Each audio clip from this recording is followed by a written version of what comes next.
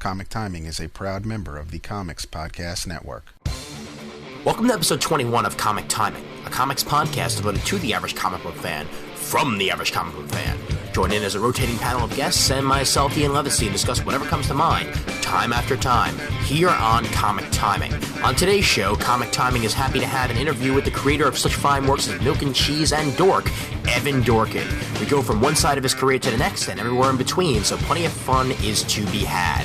Also a warning that there is some harsh language ahead, so please keep the fast forward button ready if you're listening to this one with the kiddies.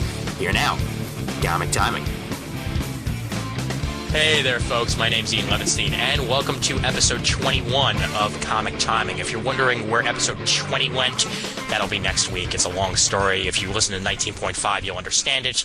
Before we get into the guest on today's episode, I want to introduce the usual, the man from the land of beer. He is Matt S. How's it going there, Ian? Doing pretty well, man. How are you? So what exactly happened with that episode last week? Well, everything ended up discombobulated. We were all out of sync and all that, so we're going to have to re-record that next week with Steve. 2 hours of my life down the toilet. Yeah, I know. Well, you'll have to fish it out, man. I'm sorry. All right. Anyway. Yes, exactly. And we're joined today by a man who's done plenty of stuff in the world of comics and in the world of television. In television, he's worked on Space Ghost Coast to Coast. He's worked on the Welcome to Eltingville pilot for Adult Swim, Superman animated series, and so on and so forth. And in the world of comic books, Milk and Cheese, Dork, and so on, and Bill and Ted. And he is Evan Dorkin. Evan, what's going on? What happened to episode 21? This is episode 21. What happened to episode 21? We're still working on that. 2 hours of my life gone. Oh, no. Well, hey, hopefully this will actually be a decent 2 hours spent, or less than that, depending on, what actually happens here. But nevertheless, welcome to the show. 5 hours of answers, so... Okay, good. Well, then we'll be perfectly safe in the world of that. So... Let's start things off. Episode 20? Episode 20 was completely messed up, and we're going to redo that next week. Who was it with? With Steve Bryant of Athena Voltaire. Yeah. Apparently you've never heard Crickets. of him. Oh, you're actually starting to break up on the oh, really? phone here a little bit. I'm sorry to tell you. Eep, that's not good. Well, hopefully that won't happen in the future. Are we sounding okay here now? So far. Okay, good. Hopefully it'll stay that way. If it does happen in the future, just let me know, and we'll try and work that out. But anyway... Yeah, there is a interruption, and your voice keeps breaking up. But that is really weird. Okay. Yeah, crazy, man. Well, if it does get, intolerable... What? It's episode 20. Oh, no. Okay. The spirit has been haunting us lately, it's for sure. Yeah, well, like I said, next week it'll be as if that never happened because we're going back to episode 20. So well, you shouldn't have mentioned it then. Oh no! All right, well let's start at the beginning here, man. All right, so we did. All right. Yeah. Actually, you know what I think it is? I think it's the levelizer. Oh no! Going to get. Yeah, and that would be the levelator, to tell you the truth, but whatever. That levelizer sounds better. Levelizer does sound better. I'm gonna have to let those people know, but nevertheless, let's actually start at the beginning here. Okay, so now from the world of Wikipedia here, let me see whether or not this is true or not. Wikipedia is, if that's a world, source of pure factual exactly, information. because they're always right about this. It says here your first published art was in the letter pages of Rom the Space Knight. Is that true there, or are they first published comic art? Okay, there we go. I would say so. I mean, if you want to call it art. But no, I actually did some work on a book of sign language when I was a kid. Well, not a kid, but I was in my early teens. Oh, so interesting. That would be my first published work, although I don't have a copy of it. That was so what exact art was there drawn for the ROM letter page? Excuse me, Matt? That's like a zombie came on the line. What? Oh, it was really scary for a second. I'm sorry, you actually unnerved me. He's a very scary person. What can I say? I did a fan drawing of a X-Men villain in a hospital bed. As a get well. I think it was a get well card to a character that the Hulk beat up. Way too much time on our hands. Hey, man, I was a kid. I was like 30. Yeah. What do you want from me? That's back when comics had letters pages. Hey, well, Marvel Comics have them again, at least, so. Why? Well, because now they can do with like the emails and stuff, and they want to call them real letters pages. You know? Yeah, exactly. I didn't know it was going to be published, so I actually found it pretty embarrassing because it was. It was supposed to be from the Hulk. That's why. Okay. So the lettering is actually very childish on purpose and misspelled. And then I find it. A friend of mine, my friend Rob, tells me, you got a drawing in ROM. And I was like, oh, you got to be kidding me. So I ran after school to the newsstand, because that's where you bought comics still. And I picked it up, and I was really excited, and I was absolutely devastated because I realized that everybody reading Marvel Comics was going to think I was even more illiterate than they were. Oh, God. For misspelling words in this thing. And it was colored. It was really strange. But they dropped my address out of it, so it's not like I got any mail on it or anything or expected to. But that was it. ROM 37, go out and get 10. It's a great, great book. Well, if you can dig that out of the quarter bins or something like that, go ahead and find it. I don't even know if they have quarter bins anymore. Some cons, oddly enough, like I actually over at Baltimore Comic Con, I found a pretty decent quarter bin which had a whole bunch of stuff in there, but most of them are dollar bins these days. So right. Fine, go to the dollar bin. bin. I'm used to the dollar bin. That's all early '90s Valiant and Image books. Oh and yeah. Impact books from DC and New Universe books from Marvel. And all those stuff that for Image Comics, once upon a time were thousands and thousands of dollars, and then once the bottom dropped out in the '90s, that was it. Yeah, I don't think it was worth thousands and thousands of dollars, but I know what you mean. Yeah. Hey, my early Valiant collection was worth hundreds for about a month. Yeah, I don't take this personally, Matt, but it really was a stock portfolio for morons. I mean, I'm not. A lot of people really did believe that stuff was worth something. Well, Wizard told me so. Yeah, well, good. Yeah, for when you. does Wizard lie, really? Well, about as often as Wikipedia. But exactly. I was working in a comic shop when that was going on, and we had people coming in buying a case of books, and there's just no way something's worth it. When the store has a case, and these people have a case, and your grandmother reads about it in the newspaper and picks up 5, because Robin's dying or Batman's got his back broken or something ridiculous like that. It was a really bad time for comics. Yeah, I don't even want to know what the hospital bills were like in DC Comics back then. You can't let supply and demand get in the way of your dreams, my friend. Can you explain that sentence? I don't know if I can, but What basically... What did you just mean by that? Yes, please, everybody... Matt, What the elaborate. hell did that mean? You can't let supply and demand get in the way of your dreams, my friend, is I believe what you said. That is correct. I can't... Well... Dude, honestly, I want explanation. That's what the 90s is all about. People buying comics that had millions of copies in their print runs thinking they're going to be valuable someday, which obviously did not come to be the case. Yeah, except for like 2, like there's maybe 2 comics that might actually still be worth something. I don't know what they are, but I'm sure that they're A probably lot of out people there. got rich out of that, Rob Liefeld and Todd McFarlane. True. Yeah. Well, Did you ever see any store add new fixtures or go into a bigger store because of that? Oh, yeah. 90s? Oh, I didn't see any. You did? Yeah, I did actually. There were a couple. There were a couple here in New York and in Brooklyn that actually did, and then the minute that the bubble dropped, they all went out of they business. collapsed. Yeah. So what did you do with your Valiant and Image books? I could just interview you two guys for 2 hours. It'd be much more interesting than anything I have to say about my stupid comics. They're sitting in a box in my parents' basement somewhere. I don't know. Winter is coming. Burn it to fuel. Exactly. Honestly. High cost of heating oil this time of year. That's true. Oh, exactly. I honestly would suggest it. Hey, comics burn cleanly, so clean all your efficient essential, right there. all your essential inks as well. Yeah, exactly. What sort of comics were you into when you were a kid, Evan? First comics I remember reading were the newspaper comics, probably, like a lot of kids.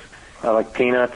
I like almost everything that was a humor strip in the papers. I didn't really respond to the, Steve Roper and Mike Nomad. I didn't know what these idiots in suits were doing. I couldn't care less about Mary Worth or Dick Tracy. They were all in suits. It was no good. I like tumbleweed, anything that had misshapen people supposedly being funny, or animals.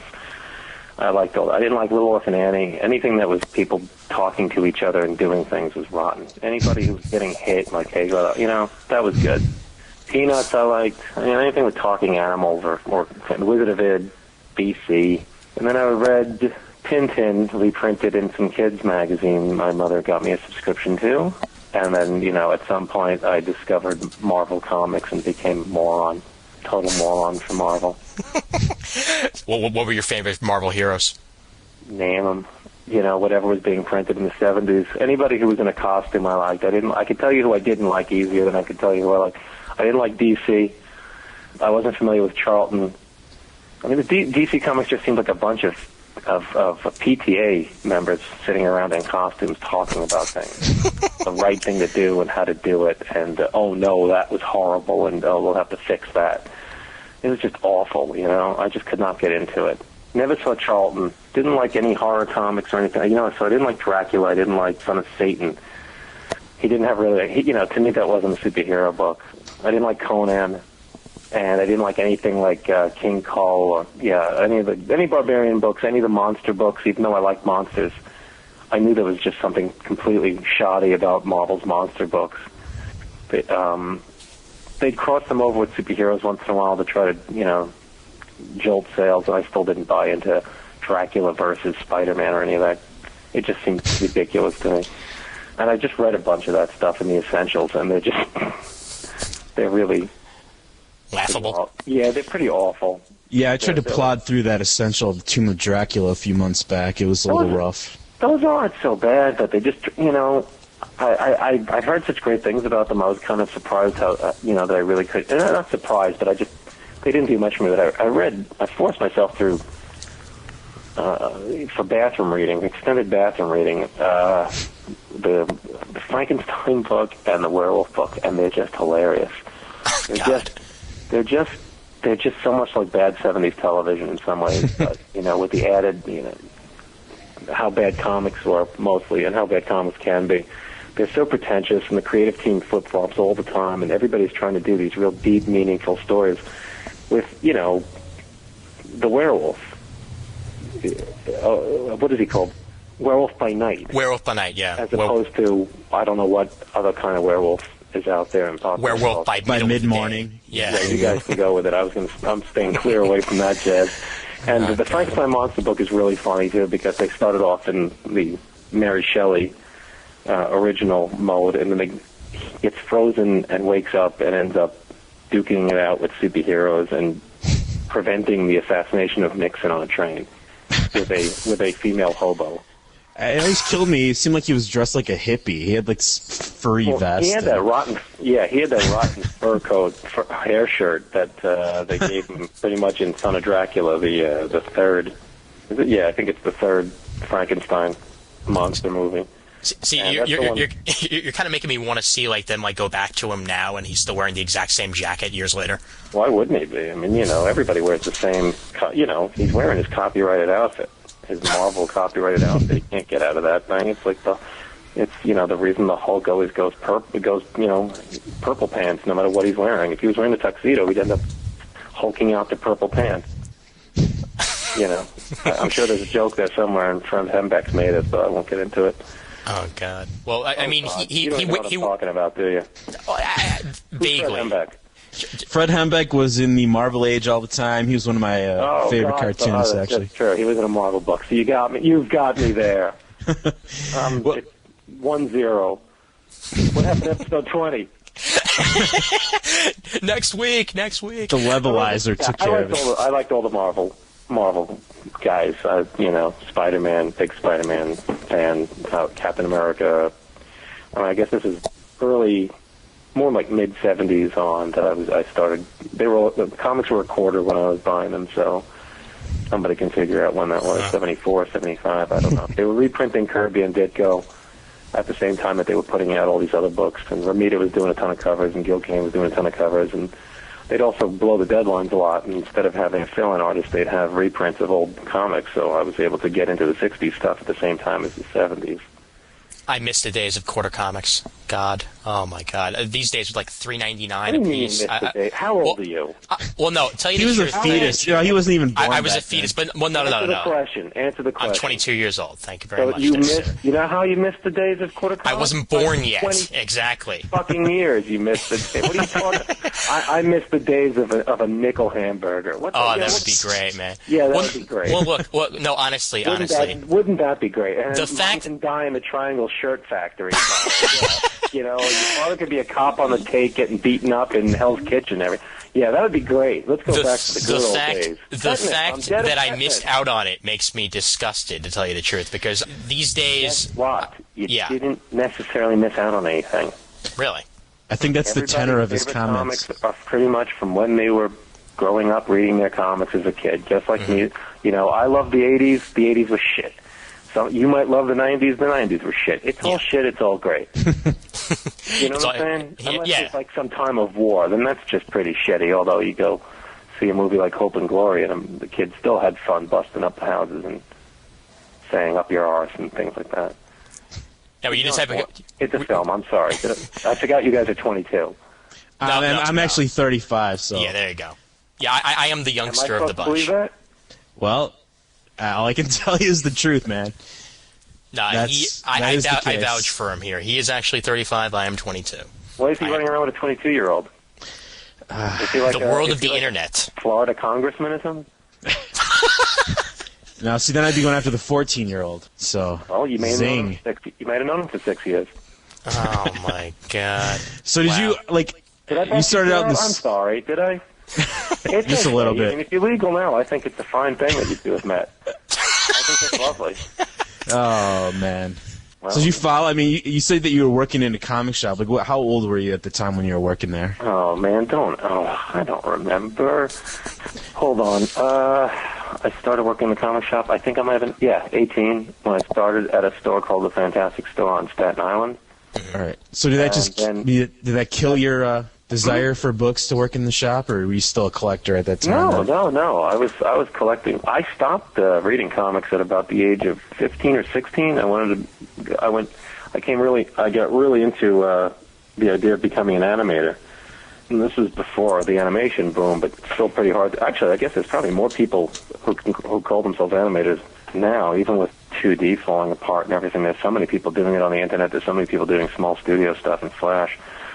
But there wasn't a hell of a lot of people doing animation in the late 70s, early 80s, mid 80s. You know, there wasn't. Disney was moribund, and there wasn't. You didn't have The Simpsons, Family Guy. You didn't have all that stuff on the air. So you didn't have the Cartoon Network and Nickelodeon, that's for sure. But I really loved animation, and I decided that's what I want to do. And I kind of just gave up on comics, not because of animation. I think comics ran its course for me. There was just Marvel and DC, and I was done. You know, it was just the same thing over and over, and I just got bored with it. I think a lot of people obviously drop comics, especially back then, because there's nothing to graduate onto if you get a little older or interested in anything else. And in art class, friends of mine gave me some comics, and I got hooked back on them. But for a while, I was out of them. So, yeah, I mean, I've never gotten sick of comics because of getting sick of comics fans or stores or the industry. I'd never, if that was the case, you know, I would have burned my collection ages ago. You know? Man, so what comics actually brought you back into comics again? Well, that was all the Marvel guys seemed to be over at DC, and two guys in my art class in high school were bringing had their comics with them and were updating me on what was in. They were trying to get me to, they were, you got it, you should read some DC comics. I'm like, I can't read DC comics. They're boring, I just don't care. And they told me, oh no, everybody from Marvel's over at DC, blah blah blah. So they showed me some. I think it was New Teen Titans, and I really got into that because I liked George Perez's art when I was a kid. Yeah.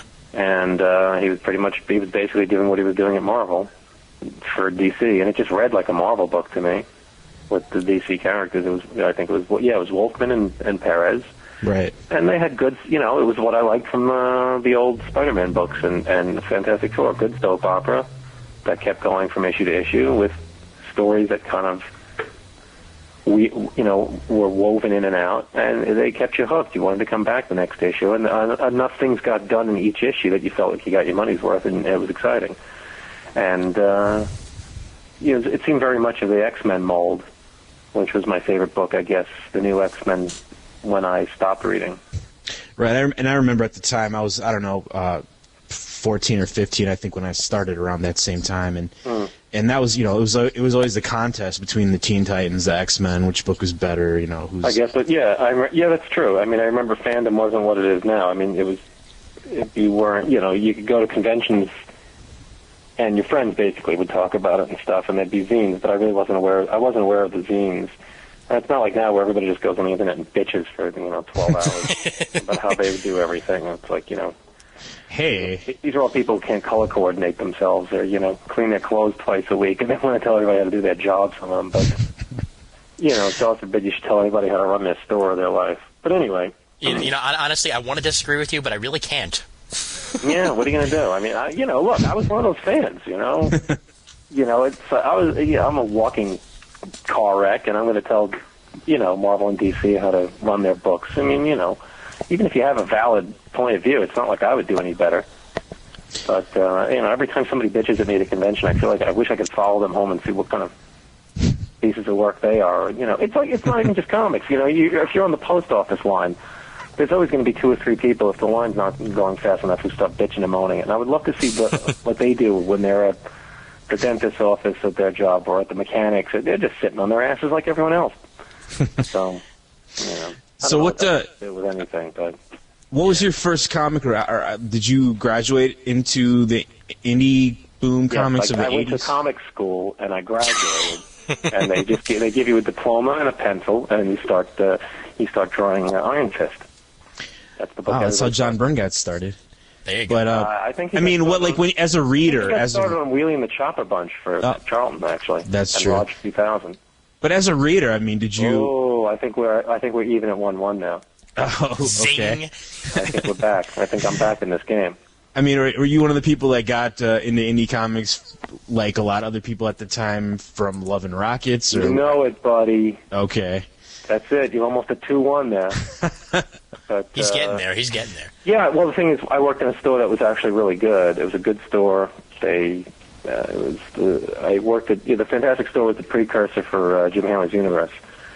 Jim Hanley had his partner Dave Brucus split, and then Jim started his own store up. And during all that, Jim was always into. He got us to read like old comics and strip reprints. He would, try to really open up our eyes to other kinds of comics besides just the superhero guys or even older superheroes. But it was some of the first time, that I took home strip reprints, and he let us all, we'd all take home copies of the Buyer's Guide and the Comics Journal to take home, so that not only that we would open up our horizons on our comics, but also be able to sell them better to the customers. But I remember him pushing the spirit on me and old strip reprints.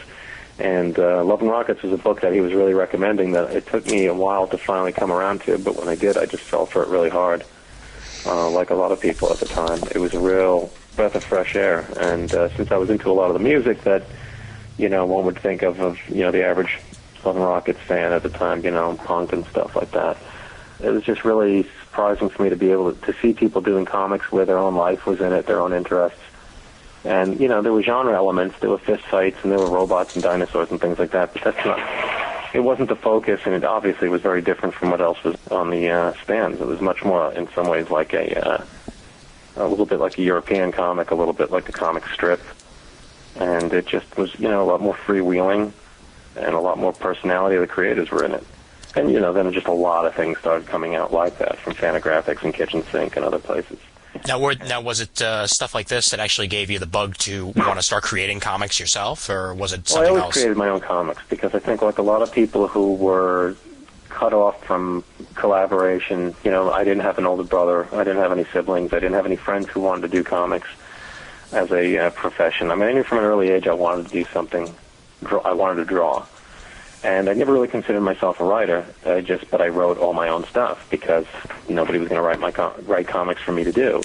And I was never too interested. I drew pictures, but I was never crazy about actually just drawing illustrations and standalone drawings. I really liked doing comics. I always did. I liked something with a punchline or a story. And I made terrible kids comics just like anybody else. But, I just never realized that during the process of making these comics, I was writing them and pacing them and working on comics. I just thought I was drawing at the time. And I made a ton of mistakes, some of which still have repercussions in my work these days. Unfortunately, I worked too small, and I thought everybody did everything to the original size, so that's why my work's very detail-oriented. I didn't know about doing corrections. I didn't know about layouts or anything like that. It was just pretty awful. I destroyed almost all of it. It's all gone. I wish I had some of it because my Fantastic Four comic was really pretty fucking bad from the memory I have of it. Because I was such a bad artist that I instead of learning to draw things, I would just cheat. So, I mean, I've said this in an interview before that, you know, I drew the Thing a lot because he's a monster and he was cool and he was fun to draw. So the Thing was always in the front talking to everybody. Whatever was happening, the Thing's in the front. And Human Torch is always on fire, even if he's like going to bed or eating a sandwich. He's on fire. I can't draw Johnny Storm. And Reed Richards, he's like an old man. I don't want to draw this guy, so I just want to draw the Thing. So Mr. Fantastic was always very, very small, you know, like half an inch in the background. And he'd have a giant hand or a fist right in the, you know, coming into the foreground. I'd always foreshadow his hands and his fists. So he'd be saying, you know, what's going on? But he'd be 80 feet away. So I wouldn't have to draw the old man. And Sue Storm was always a bunch of lines showing that she was invisible because I couldn't draw women. So you had the Thing, the Human Torch always on fire, a very small Mr. Fantastic, and an always invisible girl. So even if they went to the movies, most of them would not be there because I'd cheat. Sounds like a party. I think I worked like that up until about 2003. That's how my comics were done. Oh, that explains it. Yeah, very good. Nice try. Getting relaxed. Oh, man. But if you look at my early comics, there's almost no feet. You know, I still can't draw feet, but at least I can draw an approximation of feet. There were no full figures because I was just too... I mean, it didn't help that everybody was yelling at each other with 50 lines of dialogue, so there was no room to put their feet in anyway. But now I try to draw feet on any occasion I can to at least try to balance the pages out better. Well, you and a lot of artists, actually. I mean, the anatomy is one of the hardest parts about being an artist in the first place. I can't draw anatomy. That's why I draw milk and cheese, a carton, and a wedge of cheese. There's no anatomy. Nobody can tell me the anatomy's off on that. That rectangle's exactly no good. You know, okay. I mean, the cheese is wrong. Actually, the anatomy of the cheese is wrong because he's a cheddar, but he looks like a Swiss, so I'm fucked there, too. I can't even draw a cheese right. Oh, man. I just had to do turnarounds for the vinyl figures we're making of the characters my publisher's making, and I didn't even know what the hell they looked like from the side, practically, because I realized that Cheese's face is at the same angle as Milk, but a wedge would be at a 45-degree angle, I guess, or something like that. Something like that. So you'd be looking up his nose like a Gil Kane drawing all the time. So I had to figure that out. And so, yes, I can't even do the anatomy of a goddamn wedge of cheese with eyebrows. Congratulations, sir. Congratulations. I'll give you both have 10 points to my 1 now. Oh, man. I'm never going to catch up. This sucks. You'll get there eventually. By the time the interview's over, you might get there. Right, I'll still be on the phone until 6 in the morning trying to get points on you guys. Right. Oh, beautiful. I'm trying to do a job right now while I talk to you, and I just realized that I can't even do... Oh, the paper I'm using is too thick, and I can't use this white box image. Oh, shit. Anyway, let's talk. Okay, cool. That works for me. The Human Torch, always on fire. Yes, exactly. Were there any artists along the way that gave you any assistance in getting into the business? I love that Picasso boy. Yeah, Guernica informs all my comics. Everything ends with everyone dead. I thought that was somewhat funny. It was erudite. I've been using erudite for the last week since I said it last week in an interview. Well, anyway. Well, I liked all the Marvel guys from the 70s pretty much, you know. Pretty straightforward. Kirby, Ditko. I love Kirby. Buscema, John Buscema. I like Sal Buscema a lot. I get into arguments with people in the industry, and, you know, but Sal, I thought, did his job, and he seemed to enjoy. I actually like Sal more than John in a lot of ways. John's a better artist and tells a better story, but I think Sal, you can tell Sal likes what he's doing more. I think John was, and he admitted it in interviews, and he would tell you at conventions. When I was a kid, it was shocking to hear a guy go, I don't like Iron Man, I don't like Captain America, I like Conan. And Conan to me was the worst. Yeah. Half-naked idiot with an axe. Who gives a shit? You know, I can't get into the problems of a half-naked guy with an axe. Oh, you know, he won another fight and got laid. He had no self-doubt. I like Spider-Man, you know. I liked all the neurotic idiots, the thing, Spider-Man, Hawkeye can't get laid, he can't get a break, he keeps quitting, he comes back. Yeah, been killed a few times lately, too. Who gives a shit? Those characters have been dead to me for a long time. Marvel and DC, really. I mean, jeez. So you're not following all the big events here this last year? I'd only follow that with a shovel. Oh. I'm sorry, nothing against. I mean, I like working on those books. Fine. I'm sure there's books out there I'd probably still like if I could. I hear that Agent of Atlas thing is pretty cool. People tell me I'd probably like it. I just, it's not Marvel. It's not even Marvel and DC. Maybe it's me. I'm willing to take the blame. Maybe it's me and many like me, or maybe it is them. But I can't. The continuity and the gimmicks and it's just fan fiction to me. It's just crazy D&D module. I mean, do you think that, were superhero comics designed for 45-year-old men to be reading them? They weren't. They are now. I know, that's what I'm saying. Now they are. I don't think necessarily that they can't be. I don't argue with the idea. I argue with the execution. Sometimes I almost feel prudish about the way they're treating these characters. These are characters that I cared very much about as a kid, and they can do whatever they want with them. It's not I don't own them. And when they're gone, when the current regimes at both companies are gone, new people will come in with their own prejudices and their own desires to see X character raised and X character killed 20 times, and they won't like humor books, or they will like humor books, or whatever dumb fan shit they bring to it. But the fact is, I don't think there's ever been a case of children's characters ever turned into such a bunch of violent assholes. Yeah, and that is true. My characters are all violent assholes. I don't mind comics about violent assholes, but I just really believe to me, in my heart and in my head, the way to go is to create things like Watchmen or The Authority or Planetary or what have you. Good or bad, is not the point. The point is you take these characters, they're iconic, they're obviously templated on the Marvel and DC characters. Everyone knows who's a substitute for Superman or Captain America or Spider-Man. And then let them rape each other and kill each other and pull each other's arms and heads off.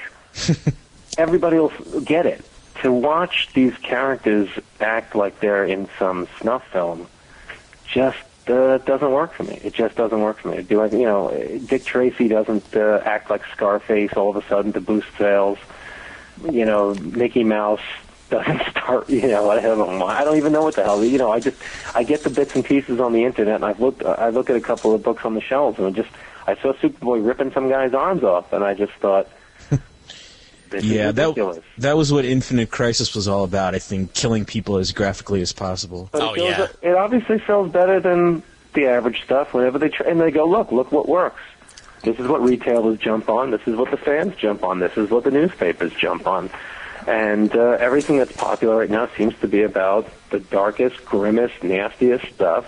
I think it's laws of diminishing returns. I think that where are they going to go? They have just, since Dark Knight and Killing Joke, they've ramped up the violence, they've ramped up the sex. It's still just as juvenile and stupid as always, if not stupider, because all they do is open up Pandora's boxes of plot insanity and paint themselves into corners that they have to create another 12-issue, 52-issue explanation. It's absolutely insane. It's clinical insanity, but it sells to a certain enough of people, to enough of a degree, and makes enough people rich that, can I argue against it? I don't know. You could say that basically mass acceptance of these characters in comics form died in the 70s, so anything they do to juice them is good for the characters. I don't know if it's good for Marvel and DC, but as long as they're making movies in underwear and that's what they've always been about. There's no bones about it. I mean, back in the supposedly uncynical days that people seem to forget were cynical of the 30s and up, and they were made to sell shit, and that's fine. But I just think that this dance between whether it's kids entertainment with the animation and the toys, and whether it's adult entertainment with the practically mature readers only books that they're pumping out. I do think it's a bunch of 45-year-old guys jerking off themselves, but. Well, I mean, how do you get? I guess because it sells a hell of a lot better than what I do. Yeah. Well, how do you get the kids back involved, though? I mean, obviously these 45-year-olds are gonna eventually not be 45 anymore. They're gonna be 90, and they're not gonna be buying comics anymore. I mean. Yes, they will be. You know why? Why? If they are, how to get the kids reading it? It's called manga. Yeah. It's called everything that Marvel and DC is not doing. So Marvel and DC can have the direct market to itself and squeeze out us poor schlubs. And those who don't want to do Marvel and DC stuff. You gotta understand, as angry as I might sound over this stuff, it's because I sound angry when I order anything, in a diner. That's just me. I don't really give a shit anymore. I gave up a long time ago. I just learned to go with it. It is what it is. It's no skin off. I mean, I can't get Eltingville over it. It's all done. I still have comics to read. You know, I like this. I like the essentials, and I like the showcases and the essentials. I like pretty the much all I'm reprints and reading all that these days. stuff. And I'm sure that they were good. There's still, law of averages. There still has to be some good comics coming out of those companies. I just don't personally like the way they're treating the superheroes these days, and and obviously it's tough because people all say that they want to have some retro stuff. They want to have something that is more lighthearted, and then something like Dan Slott's thing comes out, which people seem to really love, and the She-Hulk, and it dies on the vine. But what are you going to do? They are in business. They got to give the people what they want, or at least what they feel that they want to stay in business. And I just don't understand, how you're supposed. Yeah, I don't know how they're supposed to grow their market, but maybe they don't give a shit because in 10 years they could all be gone. Who stays at Marvel for 10 years in the executive positions, or 20 years? Good You point. got Paul Kupperberg playing with his action figures over at DC, and what else? I don't know. So they'll be gone. But if things get worse, it's just like the people who run the government anywhere. They're gone. They don't care. They got paid. They're gone. So in 10 years, if comics drop even further, everybody can say, "Remember, comics sold better in the 90s and the aughts or whatever." The oddies, yeah. People are getting more money for doing comics now than they did when they sold better. The creators are paid better to sell 30,000 of a lot of things than they were to sell 2 million. So who's to argue? The industry. That's why they're $4. Well, that's not my problem. I don't buy them. So what? I mean, aside from that kind of stuff, I mean, are there any comics out there that you are buying right now? From the main.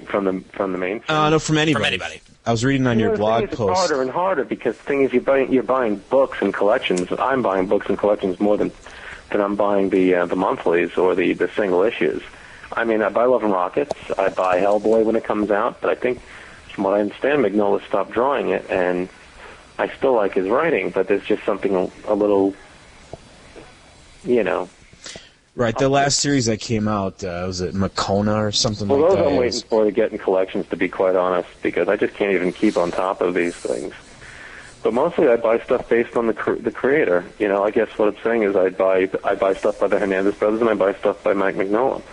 I buy stuff by Chris Ware, Dan Clowes, Joe Sacco. I try to keep up with what Paul Grist is doing. I mean, he does superheroes, I like that stuff. But I like Jack Staff. I'm just behind on it. I like Roger Langridge. I like, why am I blanking? Do I have to turn around and look at my comics? I guess I do. We can edit it all together to make you sound all smooth. I don't give a shit. A lot of Charles Burns, David B. I'm buying a lot of the reprints and stuff. My favorite stuff lately has been things like Walton Skeezix and Peanuts and Dennis. Yeah, I wanted to talk to you about that because I saw that on one of your blog posts that you got the new volume, and then you were probably not going to be posting for a while. So that well, that was because I was working. I was finishing Dorkin number 11 up. All right. Well, because I'm really enjoying those old-time cartoon strips as well. So it's not like I ran off with Walton Skeezix and started spanking my monkey. Oh well, I certainly hope not. It was only for an hour. Okay. No, it's a fun book, and I'm really enjoying the fact that right now we're in kind of a golden age of these old strip reprints. And I'm really looking forward to those Popeye reprints coming out again. Yeah. I mean, I have almost all but one of the old Fantagraphics one. I'm really so do I. I forgot how grainy those were, and I love them. They're just, I mean, to me, that's great superhero comics. I mean, I'm really enjoying the old strips, maybe because I really miss superhero comics in some ways, in that I'm missing the goddamned word that I'm trying to look for here. Edit this fucking thing out. I shall, man. Don't worry. When something, the serial nature of old comics. There you go. Okay. I really miss that, and it's not in the papers because the way the strips are in the papers now. If you're waiting for Little Orphan Annie or Dick Tracy or the Phantom or whoever the hell is still around, it takes them 4 days to get across the street. Because the first panel tells you that they're getting in the street from yesterday, and then the second one they say, hey, look, here's the street. And the third one they go, we're almost at the end of the street. And the next day it's the same damn thing practically. There's the end of the street. Here's the curb. We're going to the curb. It's horrible, the state of strips. And being able to get a huge chunk of something like Walton Skeezix is just terrific. And Popeye is an epic of terrific and moronic proportions. But I mean, some of those stories that C had and some of those battles are like the best fights in comics. If you just want to look at them from the point of view of superheroic fisticuffs, Popeye getting shot like 30 times and he still keeps going and beating the hell out of people is just hilarious. You know, he's like a great superhero style character in that regard. But I mean, it's actually it's a funny strip, it's a romantic strip, it's a mysterious strip. I mean, like Dick Tracy's coming out from, I think, IDW. Is that the name of the company? I'm looking forward to that because I've read very little Dick Tracy, and that's a bizarre strip. I mean, the characters are all just nightmares walking around in three-piece suits. And you've got this guy with a knife for a nose, you know, running after all of them and shooting them down. I wish that I had a cajillion dollars. I would immediately set upon to put out money-losing strip collections. I'd get people, you know, I'd hire people who were great at designing books to do them, and I would happily lose my shirt, you know, within a certain amount of years. I'd put a bunch of money away somewhere in a bank, I guess, or something, or some adult thing like, you know, some investment. I don't know how to do any of that. Well, you mentioned the superhero aspect, and that you're sort of missing a little bit of that. I mean, could you see yourself maybe working on a superhero project in the future, either, you know, no, for I don't one of the anybody at DC or Marvel is looking for my take on anything. Or independent, even. I mean, what about like creating your own work or something? Well, I'm hoping to finally finish my kids' superhero stuff. I mean, it's all ages, but you know, if you say all ages, people start vomiting openly in the comic shops. All ages to them is like anathema, you know. Everybody, how are they going to, you know, they're all yelling, how are we going to get the kids back into the stores? Then you tell them, oh, well, I've got an all ages superhero comic. Who wants that shit? Well, I've got some manga. Fuck manga. I want them to read Green Lanterns.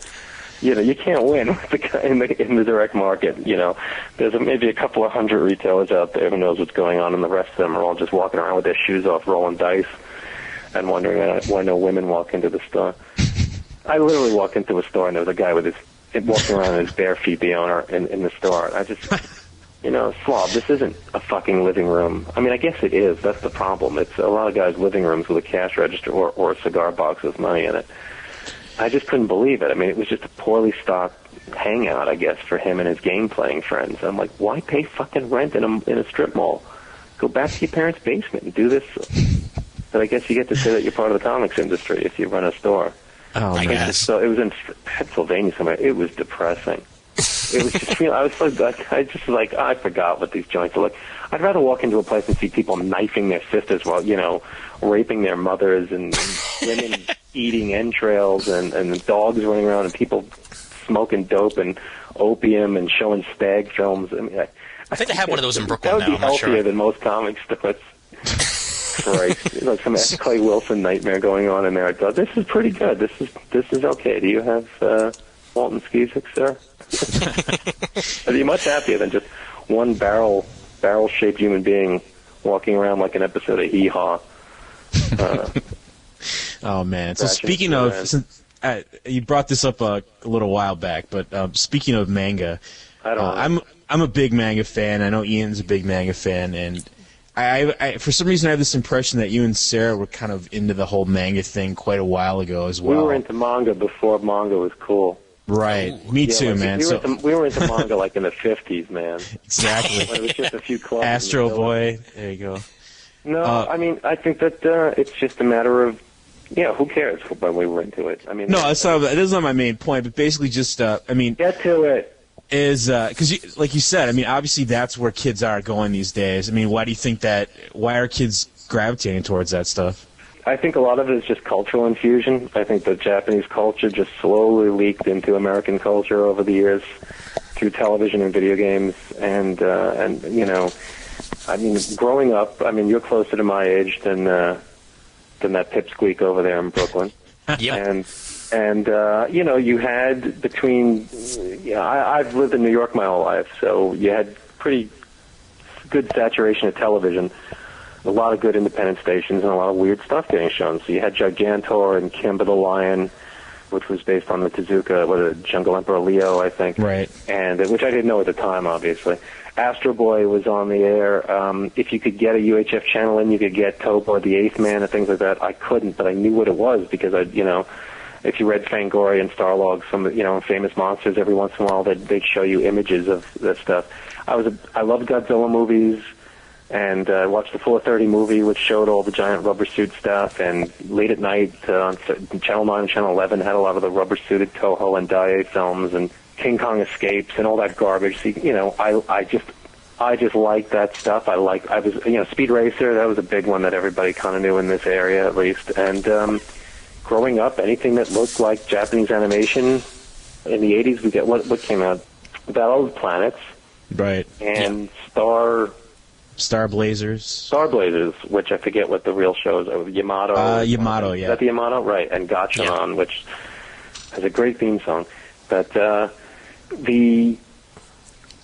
that stuff was like even crazier. Everybody was shooting at each other. It was wild, and it just felt like And so as Sarah grew up, she had TBS, and they showed Space Giants and Johnny Sacco and things like that, I think. And I never saw any of that stuff until I was older.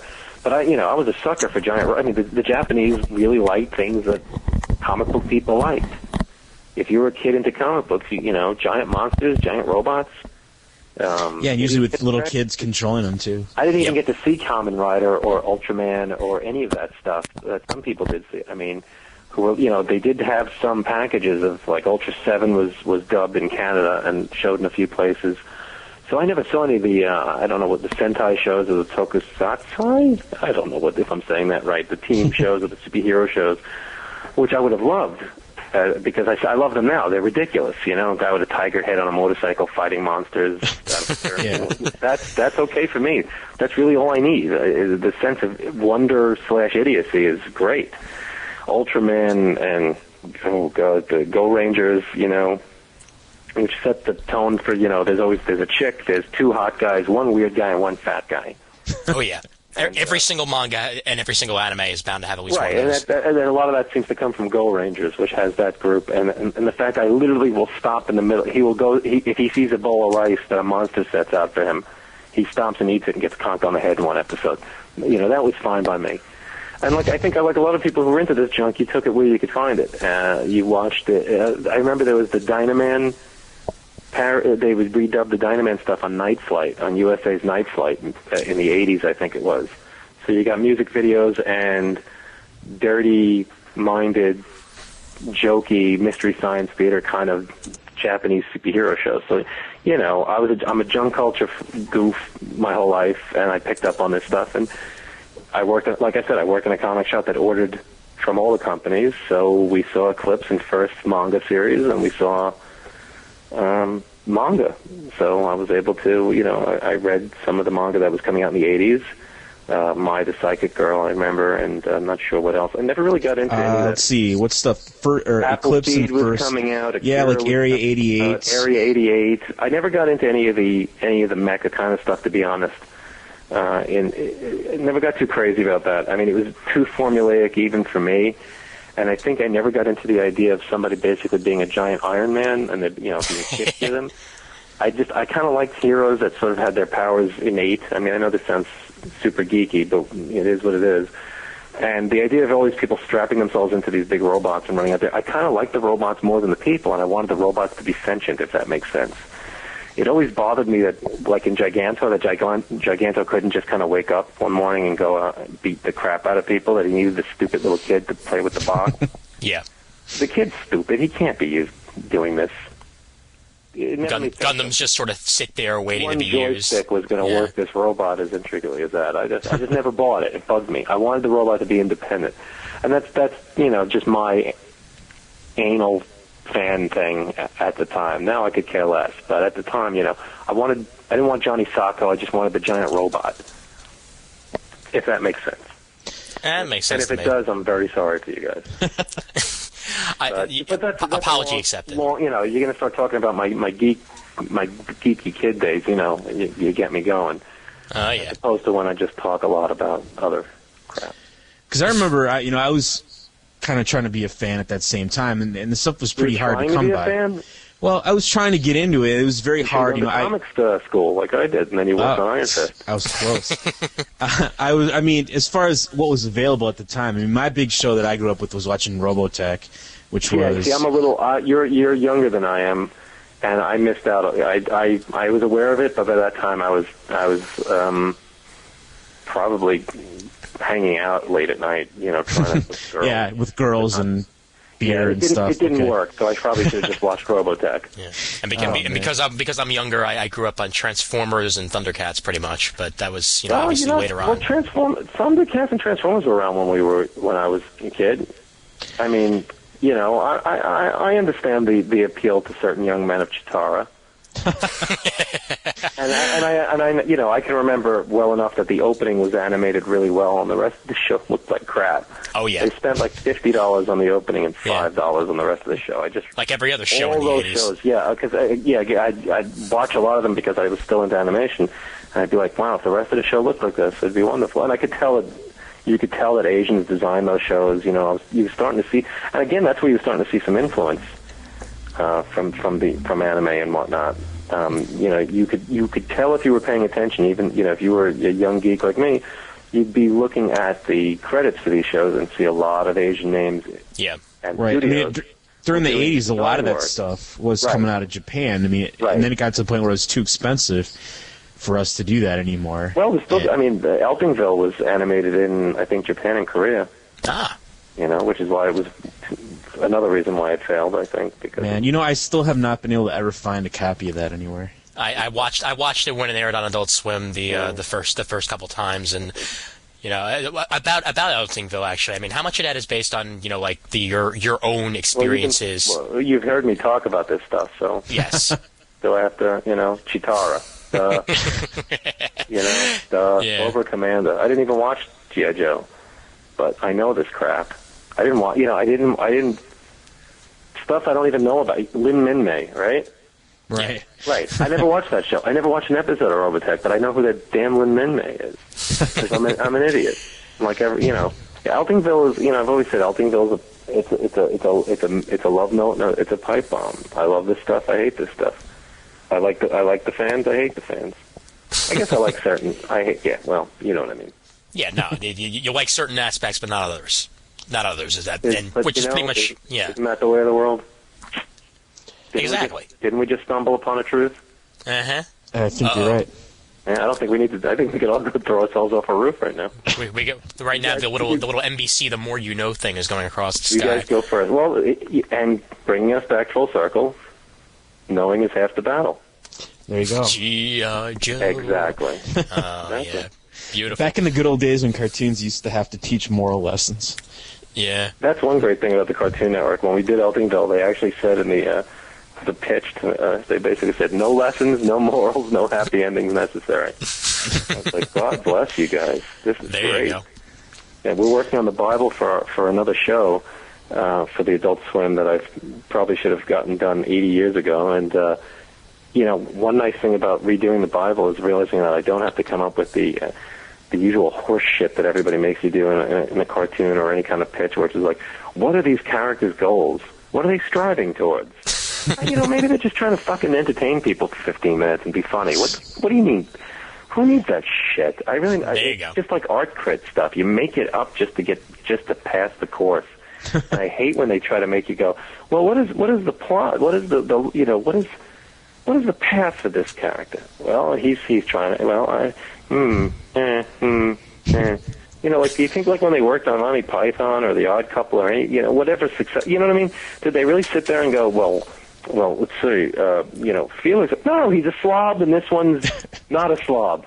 Yes, but how does he really feel? Give me the fucking show. Well, that was based on a movie and a play, so I guess that's a terrible example. But, you know, I never understood that. I mean, you know, and nowadays anybody knows how, you know, it seems that, like, 10-year-olds know how to do pitches for Hollywood. It's ridiculous, and know how to, you know the whole procedure. But it really is ridiculous because everybody seems to think this stuff's horseshit. They laugh at it when The Simpsons and something like South Park make fun of it, but then they do it anyway.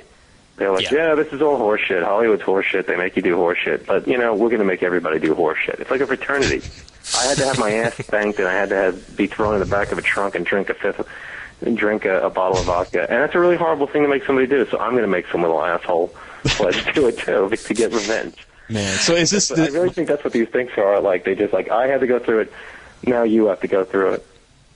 Is this new Bible that you're working on? Can you talk about what this is, or is it still hush-hush? Yes, I can. Yes, I can. Do you want to know the character growth chart path? Well, actually, no. Just basic plot. I want to know his motivation. I want to know everybody's motivation. It was a job. Yeah, what's my motivation? I'd like a job. That's my motivation. I want to make a show what is funny and have it go for more than one episode before. That works. Not for me, not so far. Not so far. My one shot was a failure, but I never expected to get a shot, so that was a success in and of itself. And that's me being positive, and that's one to grow on. Well, that's few and far between, I think, when we see I'm not going to answer your question about the pilot right now. Let's talk about comics. Okay, cool. Okay. What? Okay, everybody loves comics, but they always want to talk about the stuff you don't do well. You do outside of comics. Oh, of course, right. right. Trample Will Eisner to get to some guy who played a droid. Well, they say nobody respects comics. Who is this day I'm talking about? Well, let's talk some of your early works and then go. You do that. You guys talk about my early work, and I'll just listen on. And once in a while, I'll interject with whether you're right or wrong. There you go. All right, Bill and Ted's Bogus Journey for Marvel Comics back in '91. I mean, obviously, baby, yeah. Oh yeah. Oh, that was the year punk broke. Hell yeah! What was it like? What was it like working on? He wasn't born yet, by the way. Oh, thank you. Come on, '84, man. By then, I knew what was going on. All right, yeah, man. Yeah. Yeah, right. You guys are having it out. Cool. It's a regular episode right here, exactly. Yeah, but what was it like working with already? And you just make this episode 20 and 21. That works. A 2-part extravaganza. There you go. Fantastic. Anybody who listens to it gets a no prize.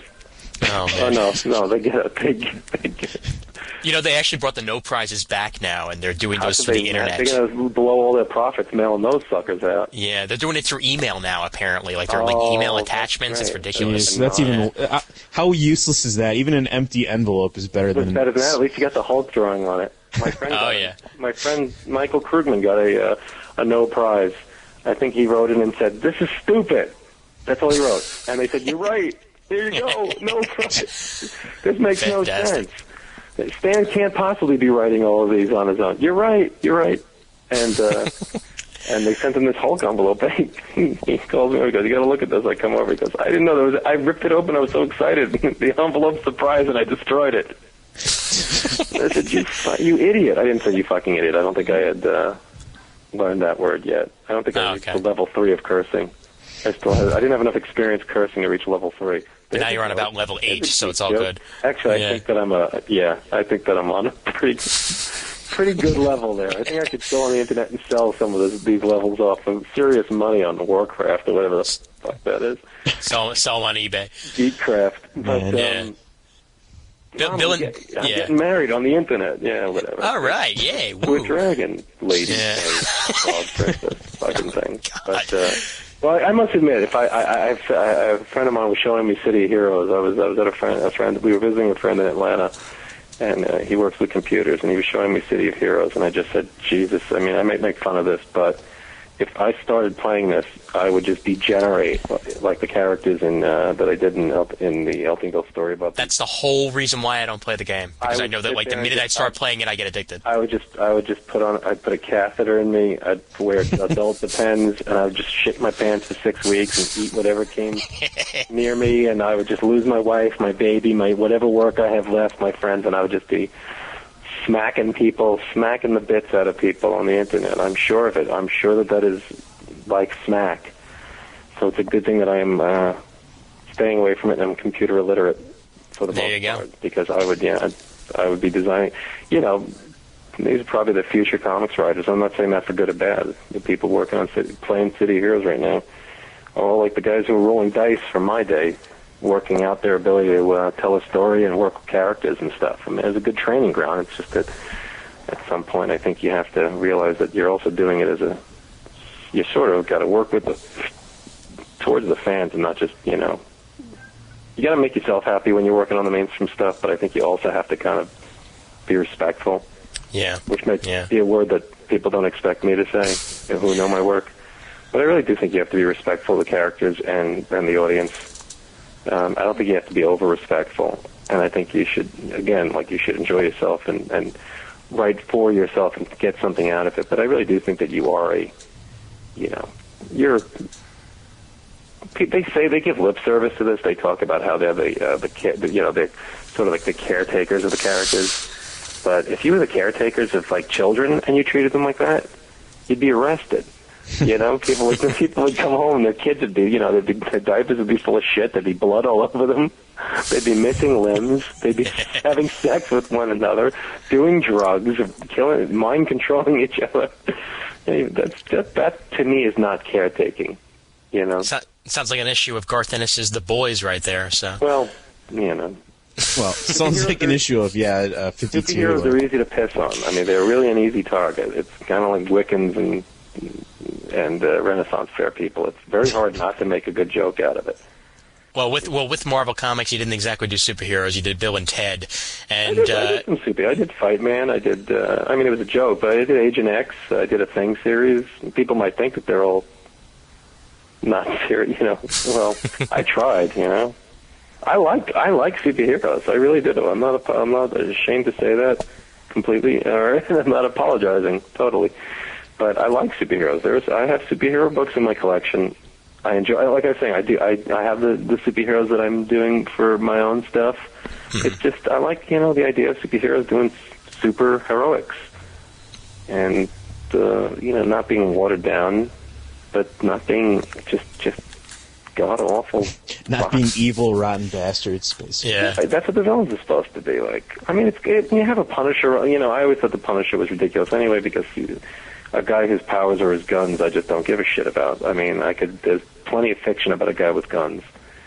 Obviously you can tell some good story about a guy with guns running around or whatever, but he always had to not kill anybody. He was a eunuch in the when he was originally created. He couldn't do anything with those guns. And Wolverine, he's a killer, he's not a killer, he's a killer, he's not a killer, he's cool, so we got to keep him. He's, sells a lot of shit, so I mean, I just, it's like, I just can't get into this stuff. I can get into plenty of mayhem, and plenty of gore, plenty of violence, plenty of tits and ass, plenty of, I've got no problem with pornography in and of itself. I just don't need that in my, Superboy and Legion of Heroes comics, Let's play kissing games 30 years later. Let's all fuck each other up the ass. Oh, God. Okay, I can't get into a comic book world where the formerly comedic, stupid villain Dr. Light rapes the stretching guy's happy wife and then kills her while she's pregnant with the stretchy guy's baby. It's beautiful. The stretchy guy got his powers from drinking, stretchy soda. Yeah, fruit soda. I read that. I got that elongated man. And this is what essential we're book. This is what we're going to build a world of supposedly adult, realistic stories on. It's fantastic. It's absolutely fantastic. It's just, it's a bunch of shit piled on a bunch of sugar. Oh, man. Well, like I said, that's kind of the problem is that I don't think comics, superheroes, we all love superheroes because we grew up reading them. But I don't think ever in history had people kept reading them for such a long time. Well, it's like rock and roll, I guess. I mean, who expected the Rolling Stones to be running around? Who expected the Who to be at Madison Square Garden, two of them yelling out, "Hope I die before I get old"? At the age of what, 80? Too late.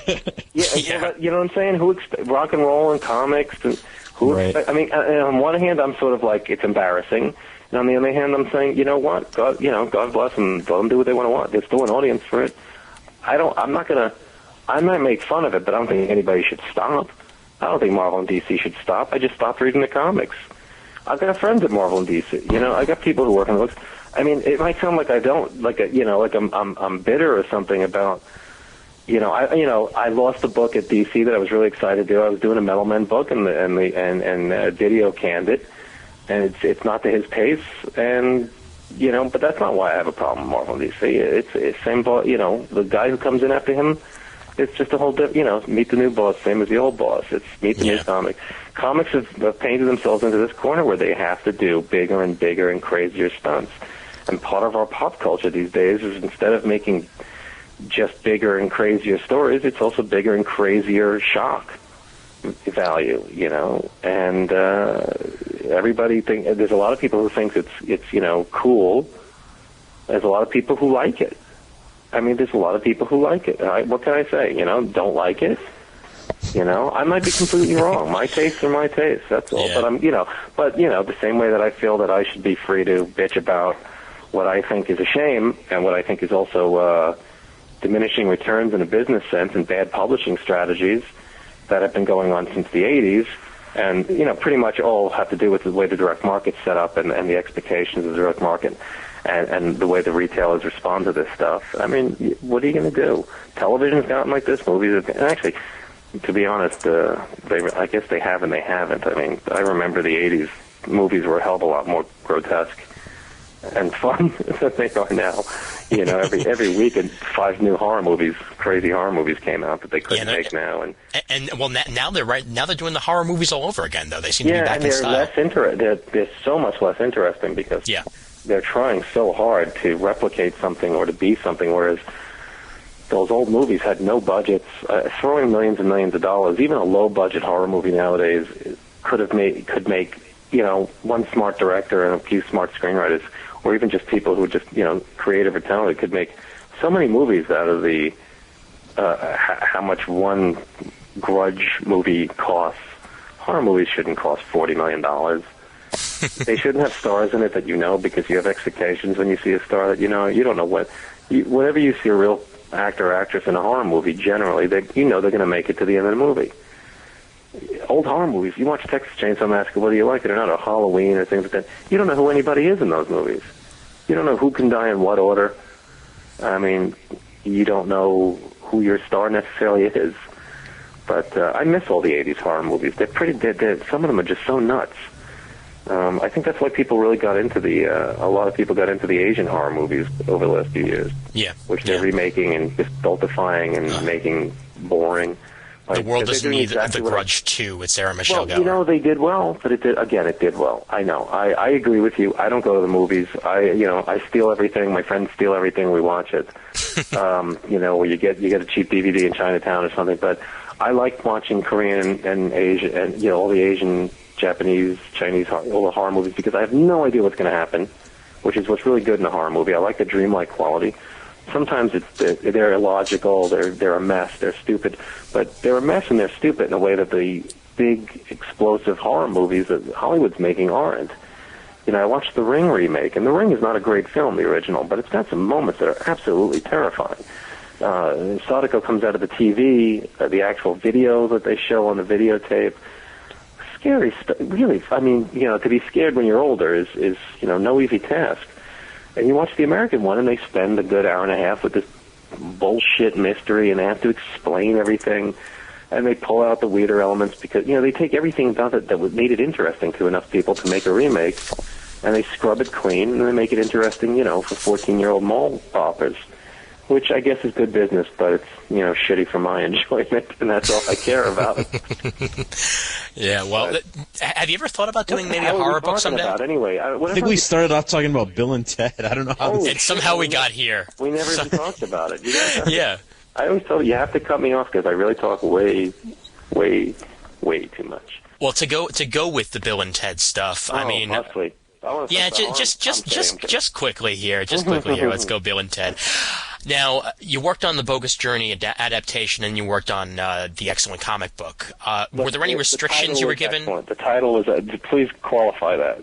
Okay. The title was excellent comic book. Nobody's necessarily saying it was an excellent comic book. Okay, gotcha. Okay. But were there any limitations that you were actually told from the movies themselves or anything like that? No. Like, whatever don't do this to them? limitations I had on that, because nobody cared about that book. I mean, that was like the last gasp of the Star line and whatever fell out of that, shook out of that, was like the last gasp of Marvel really trying to do kids' books, Barbie and books like that, and Bill and Ted's Kid and Play, Garfield, Heathcliff. I think it was just Heathcliff. one of those unfunny orange cats. But they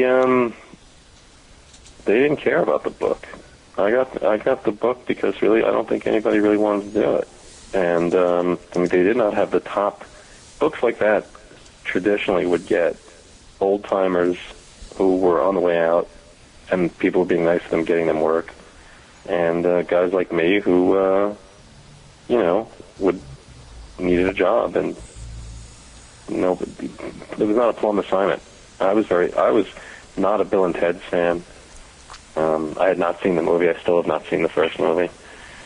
I can draw, characters that were similar to the Pirate Corps books that I was doing at the time for myself, and draw lots of aliens and make, music jokes and make fun of comics and just have a good time.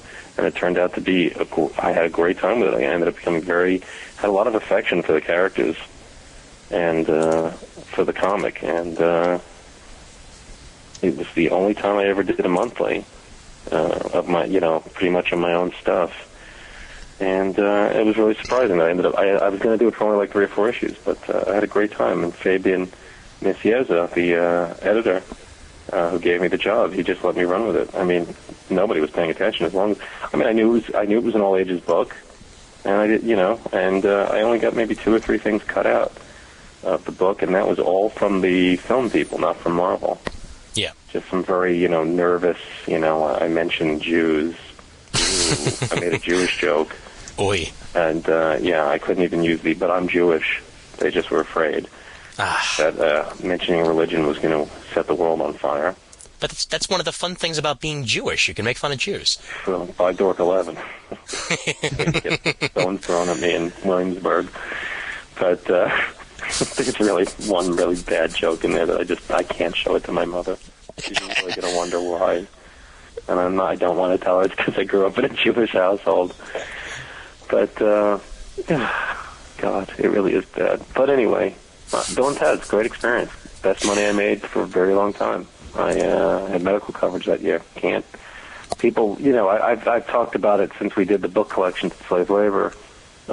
Recently, 2 years ago, a year and a half ago, and so I did it, I've talked to people about it. People really seem surprised when I say that I enjoy working on it, and I'm not like cynical or, dismissive of it, but I don't take a job, even back then, unless I thought I could do it or, that there wasn't something about it that appealed to me in some way. And, Marvel says you want to write and pencil a book, to a guy like, I was like, oh yeah. I didn't think about it twice. I mean, I always wanted to work on things like Spider-Man growing up and whatnot, and I was hoping by the age of 30, my goal was by the age of 30 to be a fill-in penciler, which is what they used to have fill-in pencils. They don't really have, Yeah. Now everybody seems to be filling in, and everybody only does 2 issues, 4 issues, 3 issues, but then people stayed with books for years, and when they'd miss a deadline, they'd use a file story. They'd use a story out of the drawer that somebody was paid to do. And I just wanted to be somebody who could even do that much. And then who knew the comics industry and the direct market would come around and change things to the point where you could do your own books. And you would think about doing your own books, and you have the opportunity to do your own books, because from the post-Teenage Mutant Ninja Turtle days, anybody could get into the industry who had enough, who could hold a pencil, as I said, and it really seems to be kind of true. Well, I'm kind of glad that we did actually have the instance that other people would be able to just go in there and do their own books, because if not, stuff like Dork would have never really happened. Well, it's a real punk rock thing, and it has its good points and its bad. It's great that lots of people could do lots of different things, but there's also just a tremendous amount of garbage, from myself included. I mean, my early work is not, very good. Come on. What are you going to do? Yeah, well. There's a lot of people in the industry who are embarrassed by their early work, and they really don't have a reason to be. And then there's people like me whose early work really is pretty bad. And no one is more amazed than me that I've been able to, hopefully, I know that I draw better than I used to, and I know I write better than I used to, which isn't saying, I'm great or anything, but it's just you can't compare it. But it's amazing that I was able to stick around. and stuff. To be honest, the Bill and Ted's book was a great experience because it allowed me to do so much work in so short an amount of time that I had to learn. But I mean, if you look at those things, I know nothing about how to draw clothes. I mean, you know, a lot of people have the same faces. The girls are really sketchy. It's basically going on energy. And again, like punk rock, a lot of what people are doing early in their careers is just attitude, style, energy, personality, and you just try to refine that.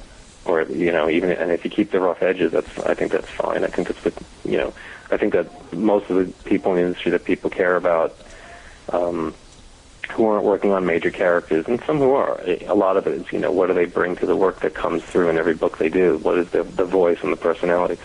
When I talk to people like SVA at my friend's class or something like that, Joey Cavalier's class, the DC editor, who did my World's Funnest book and everything, you know, I always tell them, you know, I do not know how to tell anybody how to draw. I do not know how to teach people things, really. There are certain things you can break down, timing, composition. I'm terrible at it, but you can, you know, do a rudimentary breakdown of it. But you can't really teach people personality and voice. You just gotta, it comes through or it doesn't. And you can make it. I think that you can facilitate it, but you can't give anybody a voice and you can't give them a personality. There's a lot of people who do really great work, really terrific artists and writers, but you almost don't know. You know, you can't almost. It's almost like a McDonald's hamburger on some of these. You can't tell exactly who touched it and how. And then there are certain people who, whether they're working on, you know, if books had no credits anymore, you would see people's personalities in the books in a way that you didn't back in the 50s or, you know, earlier. Does that make sense? Yeah, it makes sense, and that's also why I don't eat at McDonald's. So there you go. I pretty much cut it out of my life, I must say. I can't handle it. I worked there for 9 months. If I worked at McDonald's and didn't get sick of the food, then obviously I can't work in a comics. I will not work in a comics store and get sick of comics no matter what happens. Yeah.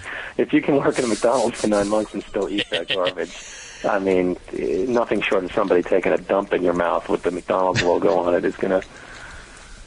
Because that stuff is nasty. We have some questions that were asked on our forums that I wanted to run by you here. I'm glad to hear that. All right, this first one is from Matthew Guy. I think Superman would beat the Hulk. Does that answer everything? Can I go now? Pretty much, yeah. Well, Superman beat the Flash. It's a That's what comic we book wanted to know. Yeah, and Thor and the Hulk, let's not even get into that. But the first question he asks is, what is it like to win an Eisner Award? And then after that, he asked what the backstory for writing Superman and Batman World's Funnest was, and what was it like working with so many great artists like Alex Ross, Phil Jimenez, and so many others for this one shot. Wow, he only has a couple of small questions that are all obviously yes or no answers. Yeah, exactly. How does it feel to win an Eisner? Yes. Yes. Yes. What was the backstory in World's Funnest? Yes. Yes. And what was it like to work? No. Jesus Christ, that's all. For me, I could talk an hour and a half on that shit. What was it like to win an Eisner? I was drunk when I won my first Eisner, so I don't know. It's nice. It's really nice, I must say. I mean, I'm not going to be bullshit contrite about it. On the one hand, winning an Eisner means nothing. It really does. You don't all of a sudden get a call from your agent, as I said. You don't get, hey, the offers are pouring in. You won the Eisner. You know, you have your pick. What do you want to work on? All those humor books at DC and Marvel, the editors are just calling your phone. Your phone's burning.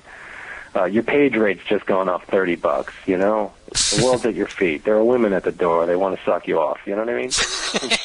No, you know, there are men at the door. They want to suck you off. You know, nothing happens. What's wrong with that? Yeah, nothing. Whatever people are into. Nothing wrong with that. Exactly. Yeah, exactly. I mean, you two guys, what, 6 years now? Oh!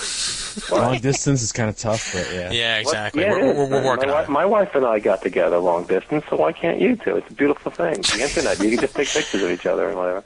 I don't know what my girlfriend would think about that. So, whatever.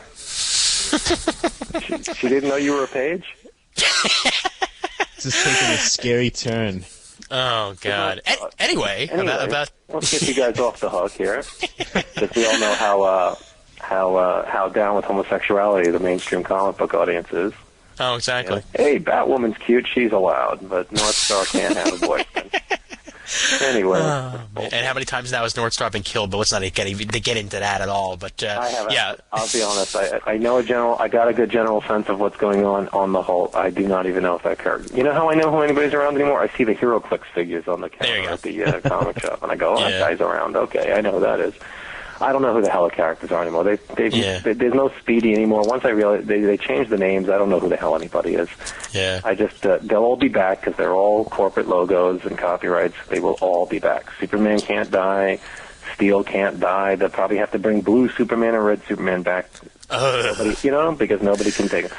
Or they'll use them in the WB shows or whatever those things are now. Whoever runs them, because they can't lose even a costume or anything. So.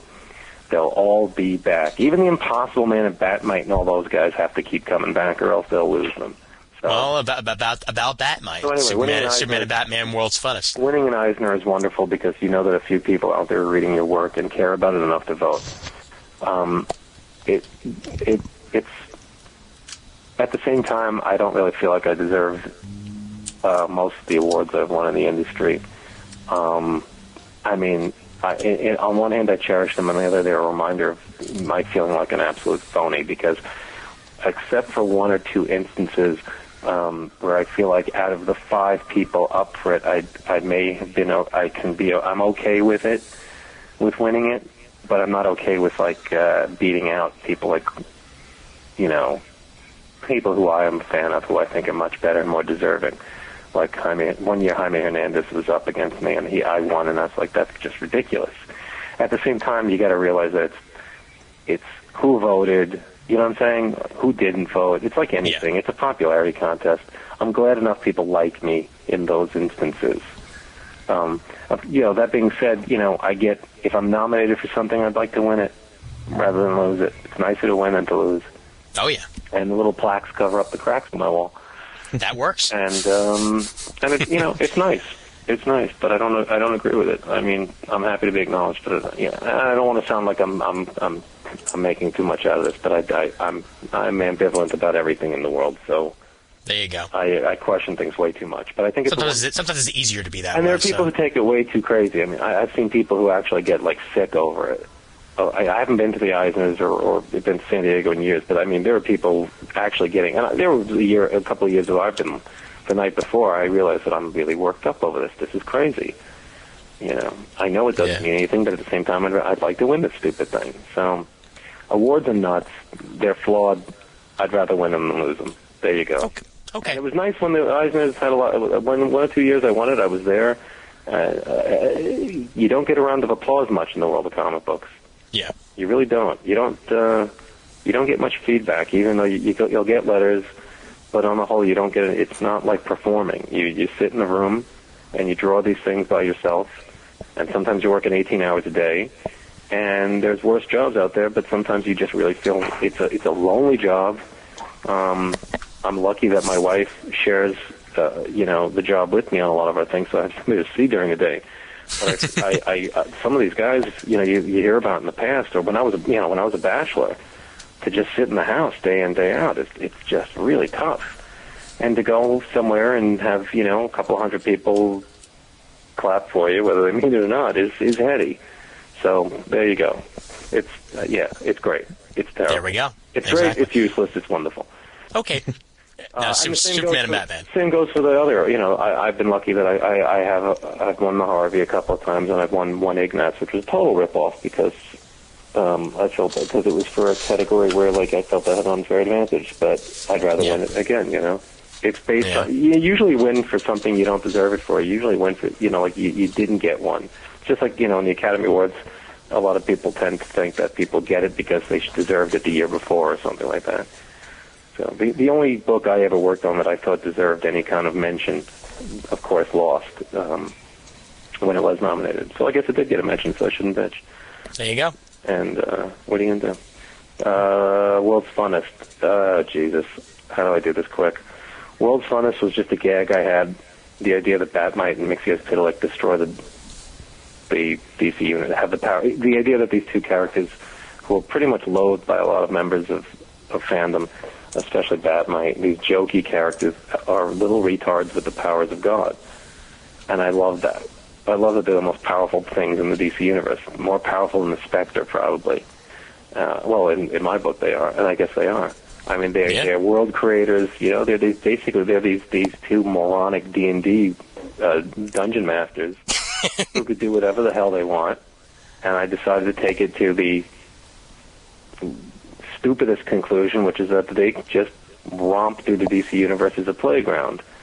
And if they destroy their toys, they can just fix it the next day.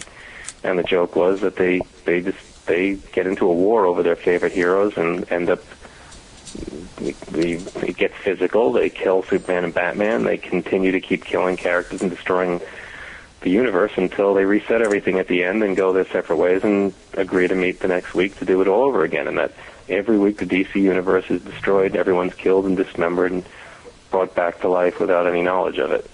So, you know, on one level it's a Vertigo book, and on another level it's just a stupid joke book. The reason we ended up going with 18 chapters or sections was we couldn't agree. When I pitched it to Mike Carlin, and I was trying to get it going through, I think Joey, I talked to Joey about it. I can't remember exactly, but I do know that I spoke to Carlin about it at DragonCon, and he said, okay, let's do it. And he started calling it the Mixie book, and he was like, what's going on with the Mixie book? And I was like, I can't figure out how to stage it. Do I do it using because of the difficulties of the DC universe, because it's like there's 50,000 versions of it, especially, you know.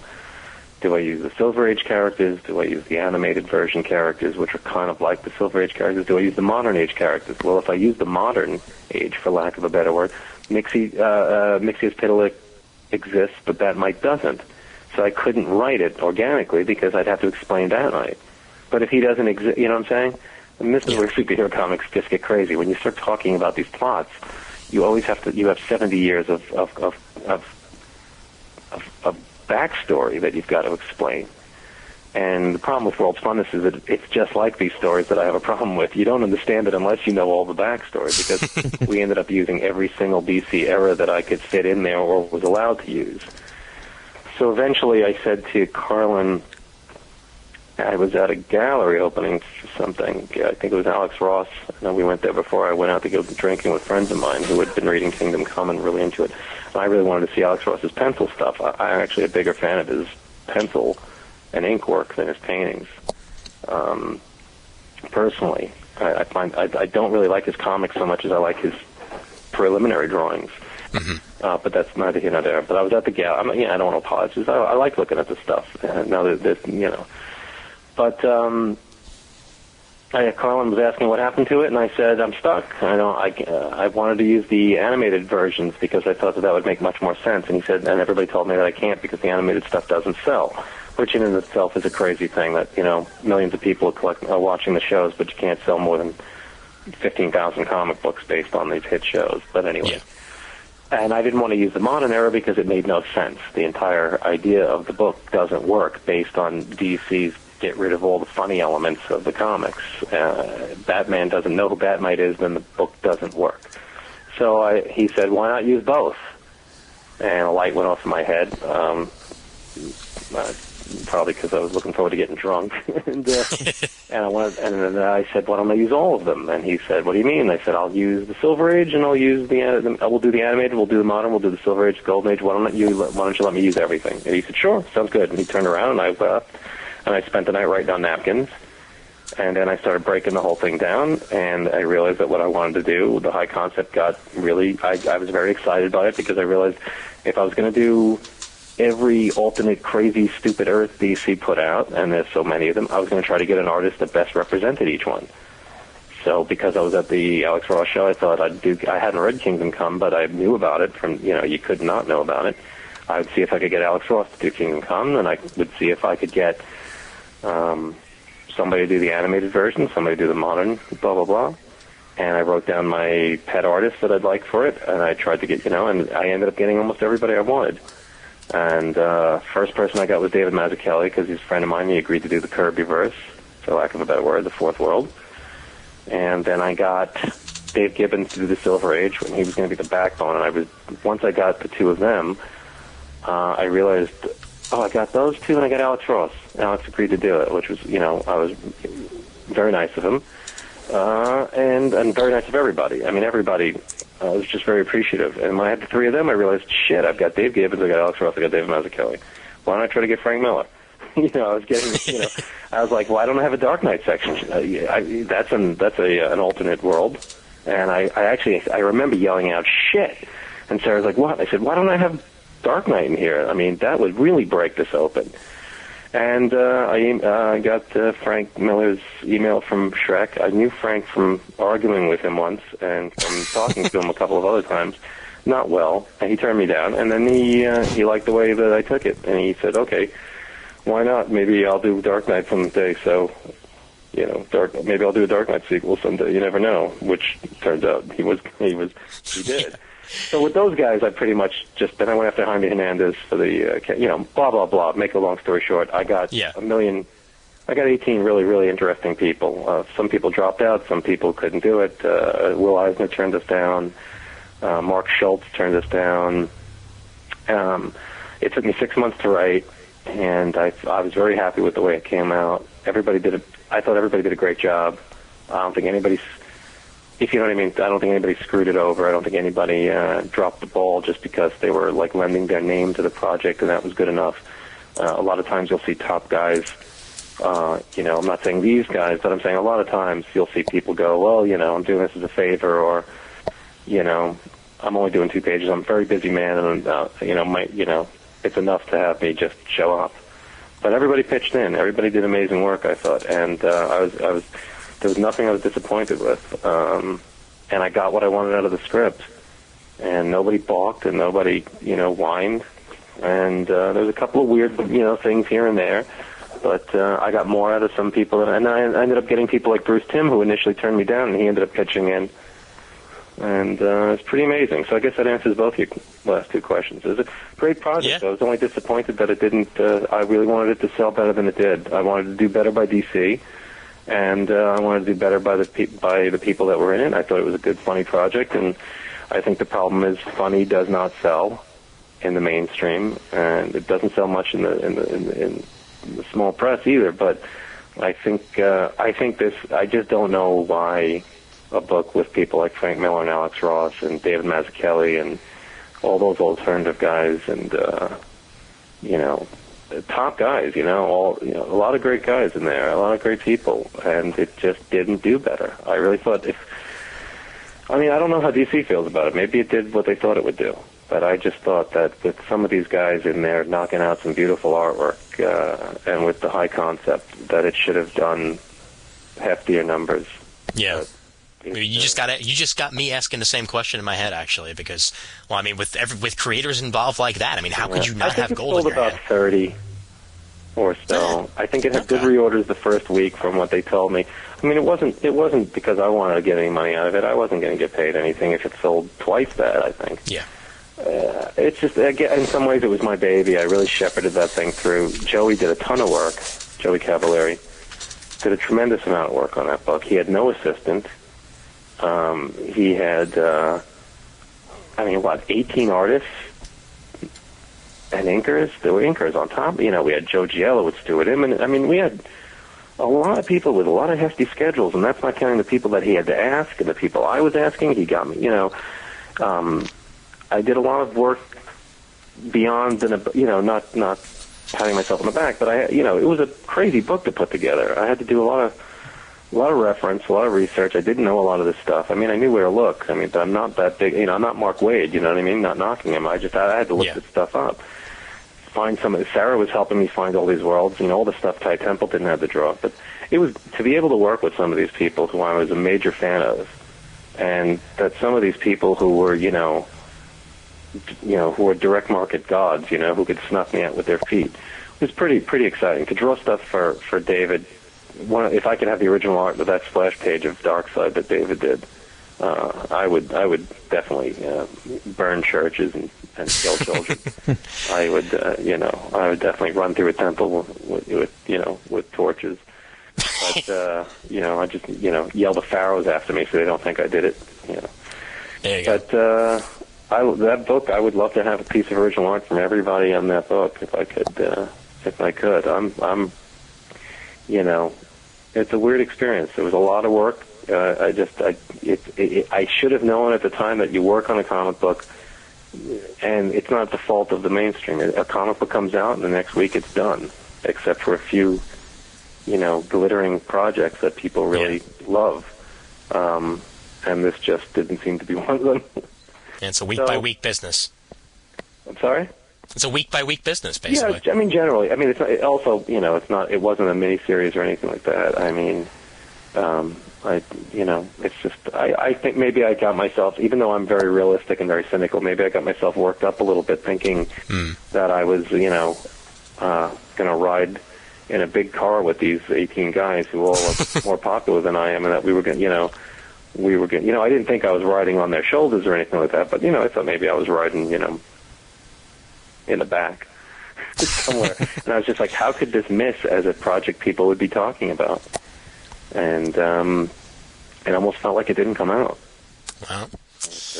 I like it. Every once in a while, I've got Xeroxes of all the pencils and all the inks, the whole damn thing. Joey was feeding me everything, and I'd come into the office every couple of weeks and we'd get together and work on stuff, and Joey's also, I always give him credit. He had the idea for the animated section. I couldn't figure out how to write that one. I didn't know what to make fun of, because I like the animated shows are well done.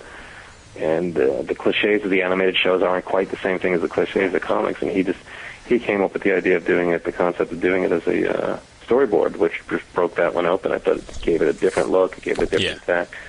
I think it's a cute book, but also it was $7. That's hefty.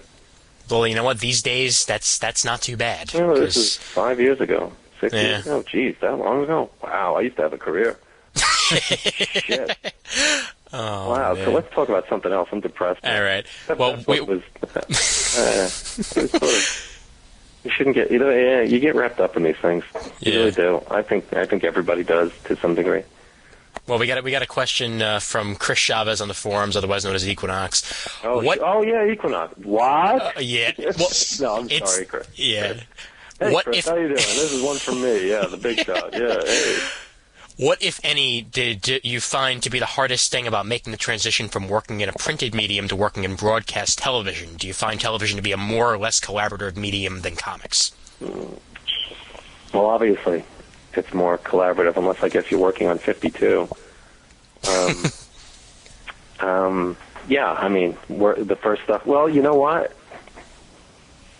The odd thing is, the first things we worked on was Space Ghost Coast to Coast. And that just turns out to be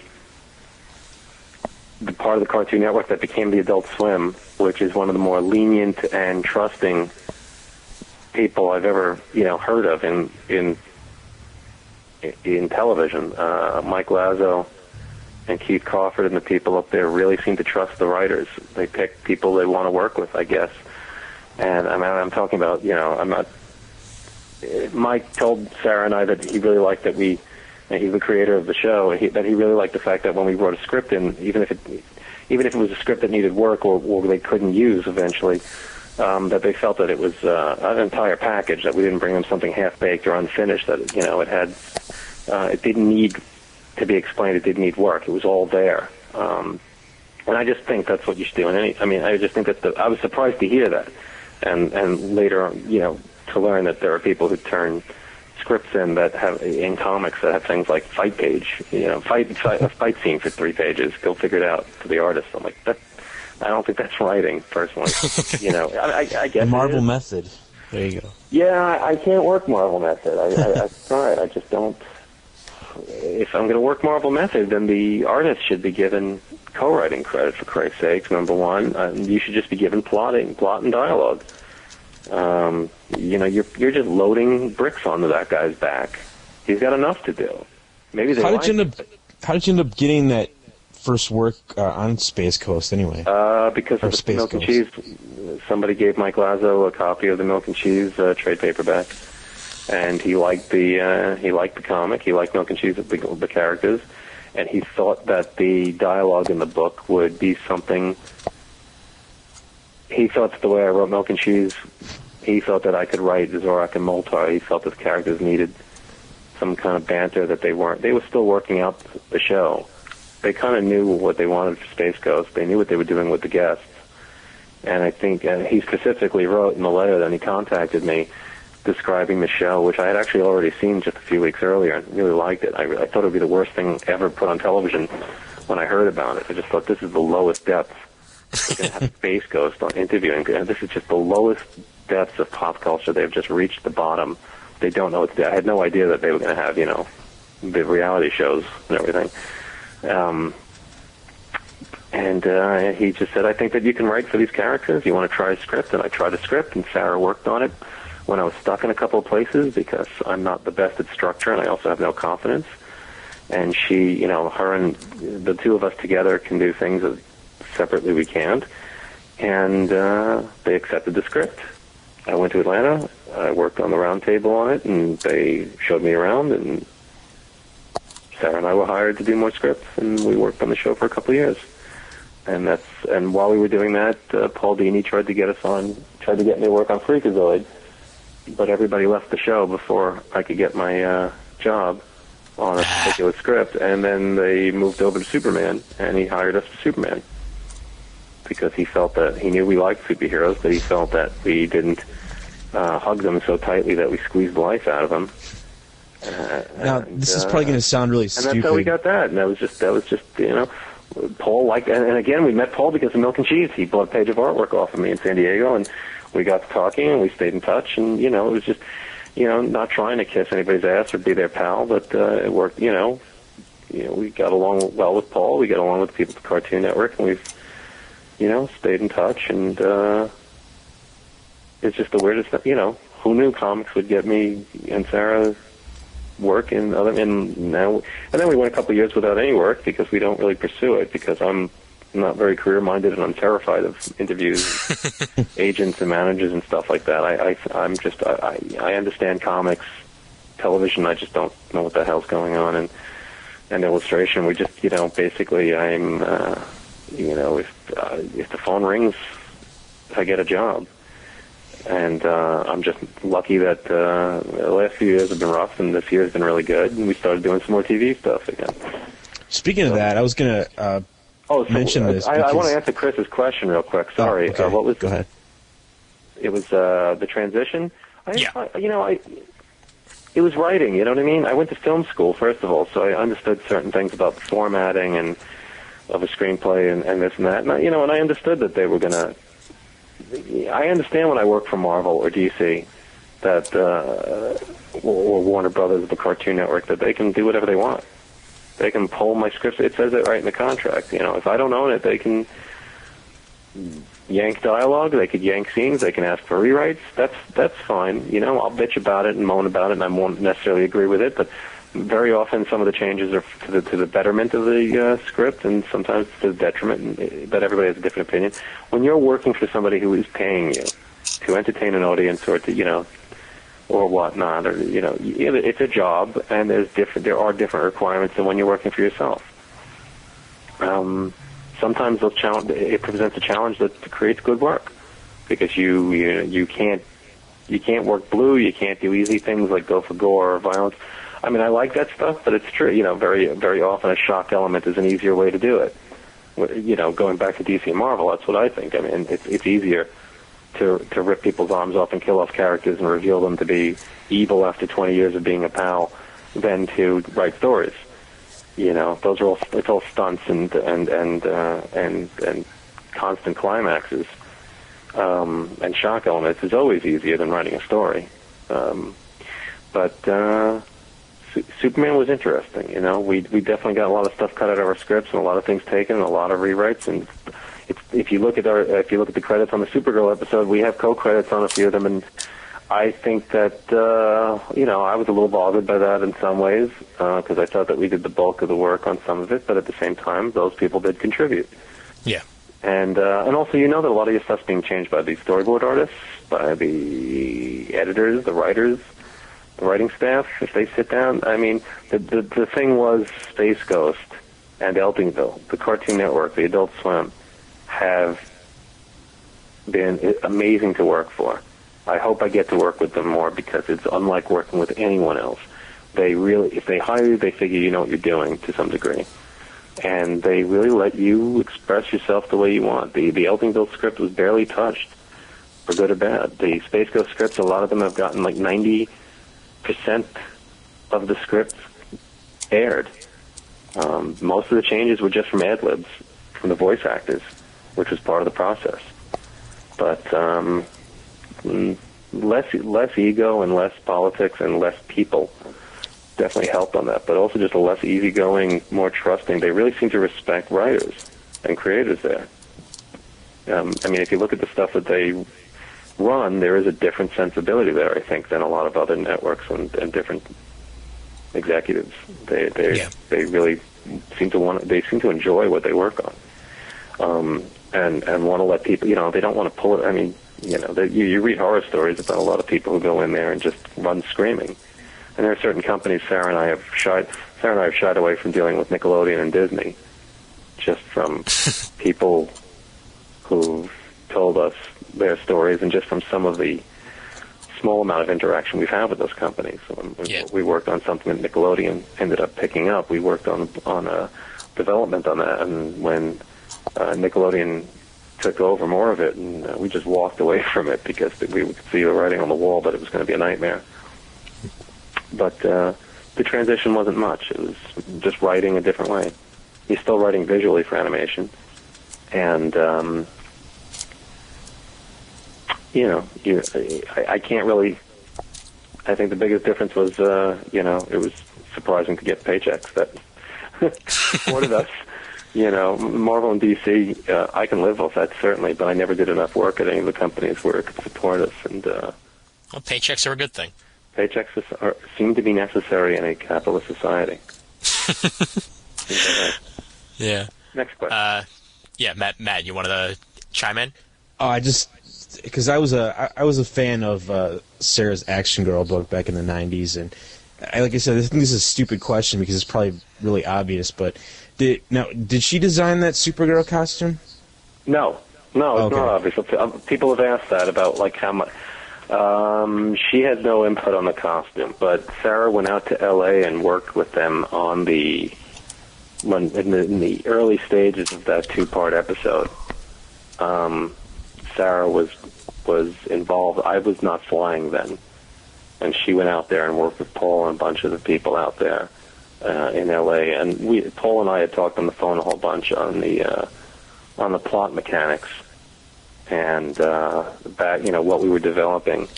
Warner Brothers came up with a lot of stuff. I think we came up with a decent amount of stuff. We basically we wanted to work the Supergirl character a certain way. We wanted to make her pretty much not write her like everything was. We basically wanted to make sure she didn't do kicks, and you know what I'm saying. She didn't do the backdoor stuff on the Adam West show. Yeah. And we also didn't want to make a big deal of anything. We didn't want to really point out she's a girl and she can hit, and she's a girl and she can do this, and she's a girl and she can do math. We wanted to just, she was a super girl. And she was based a little bit on Sarah's principles that she was using for the Action Girl anthology, and just trying not to do anything preachy with the character. We didn't want to make it here's cousin, here's a special message that girls are people too. And we just wanted to do some fun, good superhero stuff with her, but she did not work on the costume. I think that's old Bruce Timm, as far as I know. Okay, I don't know. For some reason, I don't know who else may have worked at Warner Brothers, but we had no input on any visual stuff. Okay. No. All right. Not a stupid question, fair question. Yeah, definitely. Because, I could sort of see the influences. I think it's a swell costume, too. I always liked it. And apparently, DC liked it, too. They ended up adopting it for a while, I guess. Yeah. This one's from Damian Smith, otherwise known as Lord Shaper, on the forums. Why do you have to? If you don't mind me, why do you have to give everybody their EverQuest name or something like that. What is that all about? Well, these are their handles on the forums, just so that people who are listening know who we're talking about, because they might very well frequent the forums as well. Okay, so. what forum is this, if you don't know? This is the Comic Geek Speak forums. We have a forum on the Comic Geek Speak forums, and they're one of the biggest comic book podcasts out there. So, okie dokie. Anywho, okay, okie dokie. I don't know. I wasn't going to say anything. I was like, okay, I believe you. And okay. Okay, so now, right. Dragonheart said what? Wahoo! I felt a saving throw against sarcasm. I'm sorry. That's all right. Fun. I know this. I know, dude. I know. I don't want Derek or who. What's his name? Damien. He lives in Australia, so you're pretty safe. Yeah, Damien's straight out of Australia, so he's pretty. Yeah, yes, he is. Jeez, God bless you. Well, his question is, did you think you made it when Milk and Cheese were rare cards in a superhero card game? The Wildstorm one, if you didn't know that. I thought a light question was needed. No, I didn't know they were rare because I still have like 30 of them sitting around. I just send them out when if people write me letters or send me or buy artwork for me, I just throw them into an envelope with all their stuff. I had no idea they were rare. Whoops, there goes my kid's college thing. I'm sure they're not that rare. That's my Youngblood #1. I created Youngblood #1, and oh, great, yeah. I shouldn't have sent those away. But no, Youngblood #1, I think, is 1 cent now, 2 cents. No, I had no idea that I made it because of that. I've never felt like I made it. I mean, I sort of felt, when we got the TV work, I felt like. But the thing is, I'm a very cynical person, and I just expected that to be it. We'll do one episode, or we'll fail right there, and then we got more, and then I'm waiting for it to fail.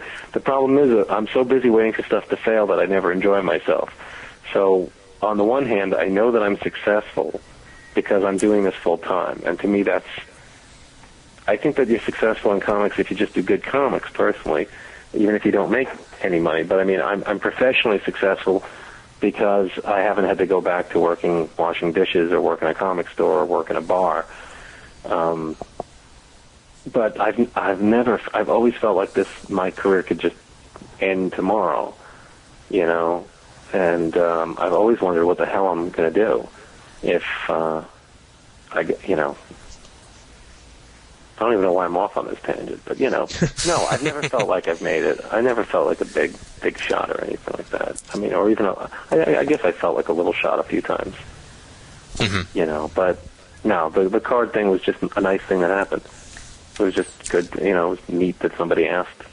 I'm just excited. I'm still, if somebody asked me to be in a comic or to do a job, I mean, we just did our first book cover we did a book cover many years ago, but it's the first time we did a book cover for a book we had nothing, we were not contributing to or doing anything from HarperCollins, and that, it's just, it's a big deal to me, almost everything's a big deal to me. Any job I get, I save a copy, put it downstairs in a box, I'm still, I'm definitely more jaded than I used to be and more tired, because if I had gotten some of the work that I've done in the last year, getting into Mad Magazine, doing a few jobs for Mad in the last 2 years, I think that if that happened when I was younger, or even just 10 years ago, I think I would have been like, a dog rolling in shit. I would have just been, holy crap, I read this when I was 10. How the hell did I get into Mad? I'm in the usual gang of idiots for a little while. I'm an idiot, rolling shit. And I'm still excited by that. And I'm still terrified when I meet other cartoonists whose work I like, and I'm still a fan, even for all my bluster. But anything that anytime anybody wants to do an interview with me, I'm just like I'm like, well, that's neat, that somebody would want to talk. People don't want to talk to my mother. I don't want to talk to my mother. Yeah. Well, if she was around, I'm sure we could probably have her on. But if not, no. We don't want that. I don't want that. No, please don't. I think her handle is Death. Lady Deathblow. No, we don't want my mom around. Okay. Oh, God. Well, speaking of handles, we got another question here. This one's from Chris Chavez, otherwise known as Equinox on the forums. How do you keep your... the question. I remember Equinox. Yeah, exactly. Well, he's back. The crazy sheriff who turns into a bat. You ever seen that? No, I didn't, actually. Wild. Wow. It's a low-budget stop-motion monster fest. Movie's crazy. How about that? Well, How about that? Why are you being fucking... Now you're pissing me off. You're being disgusting with my movie. Oh, no. My Equinox, yeah. He doesn't know any better. I don't know any better, exactly. You know who's in this? Frank Bonner is in this movie. Oh, okay. What does that mean to you? I've heard the name before. I've heard the name before. I just can't place it in my head. He's the guy. He's in the second Star Wars film. Okay. No, he's not. You see, once again, you're just saying okay. He's not. He's not. He never has been. He's from WKRP in Cincinnati. Well, see, now I know who he is. There we go. All right. WKRP in Cincinnati, I have watched many a time, actually. So womb? On reruns on Nick at Night and on TV Land. So Next time you see this guy, punch him.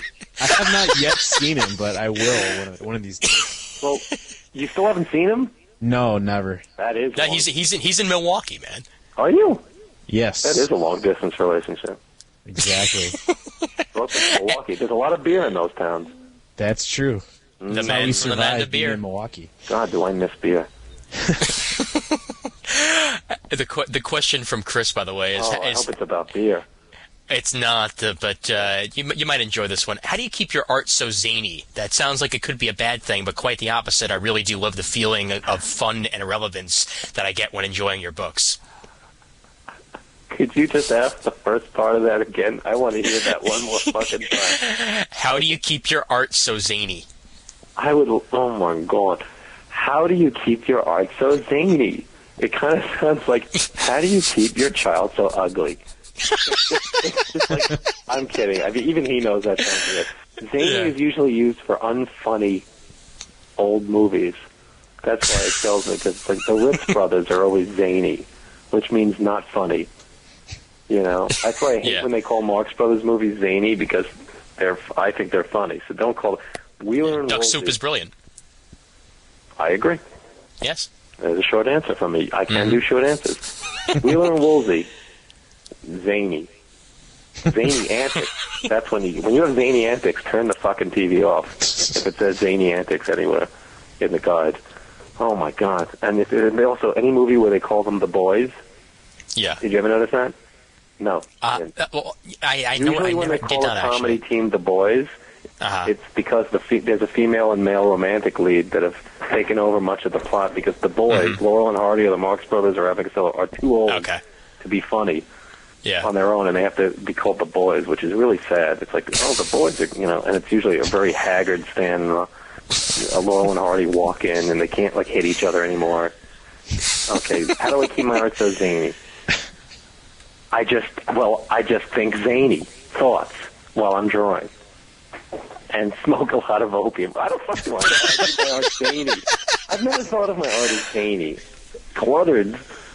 I think I know what he's saying though, but it's probably just from my influences of Mad Magazine and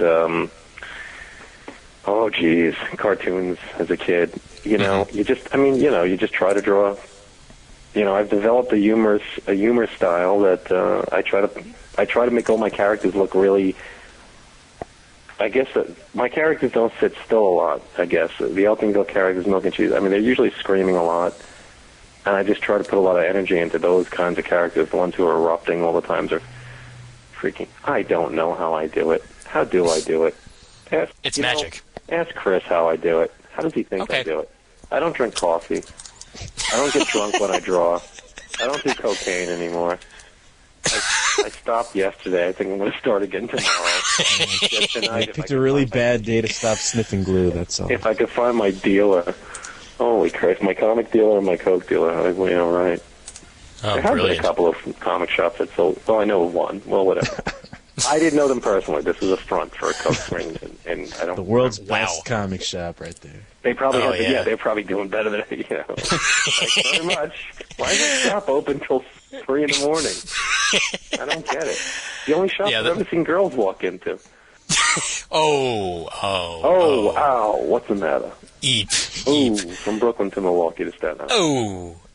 Next question from Zeno. Hope it's not from Chris again. No, this one's from Matthew Kramer. He's actually got two questions in a row. His handle is Darth Kramer. Jesus Christ. How did he keep his handle so zany? Well, oh, God. See, now I'm going to have to stop myself from cracking up. All right. Please, yeah, I hate when people laugh at my work. Oh, man. Being primarily known for humor comics, and see, that's a great question to ask, a lot of your work in the Dork series has been a more serious tone. At some point in the future, would you like to get a chance to do some more serious work? Why do we always hurt the ones we love? Banjo, banjo, banjo. I'm uncertain why that last part is there. That's a Space Ghost quote from an episode we didn't work on, but I appreciate it anyway. It always happens. It's really fun. At convention, Sarah and I would be sitting there like schmucks, like everybody behind the table, feeling like a moron. Because, even if you're having a good con, you can't escape the feeling that you're sitting in the dunk tank at a carnival, and that everybody's just milling about wanting to see you fall in water, throw shit at you. Yeah. You just feel really stupid behind those tables. And people will come up and go, "Oh, we love Space Ghost. Oh, we didn't know you worked on Space Ghost. We love Space Ghost." And they'll go, "Did you write the episode with Banjo?" No, we didn't work on that one. But, "Oh, did you do the one with this guy?" No, we didn't work on that one. "Oh, but we love the show. Did you do?" And they can go through 80 episodes and not hit one that we did. And they'll go, "Well, which one did you write?" And it always seems to be the same goddamn thing. And I go, "Well, we worked on the one with so-and-so." And I'll go, "Oh, oh, we really love the show," and then they leave the table really fast. Yeah. I'm like, holy shit. Nice talking to you. Hey, look, that guy's over there. See you later. We should just say, yes, we worked on that one. Oh, yeah. Which one did you do? Which one did you like? Oh, we like the one where Lokar eats a hoagie. Oh, yeah, we did that one. Actually, maybe I'll write that down. We'll do that one for the game tab. There you go. Lokar eats a hoagie. Yeah, I will probably do more other... the thing is, I don't have to wait to do serious stuff in Dork. It's just, do I want to or not? Dork's my book. I can do whatever I want.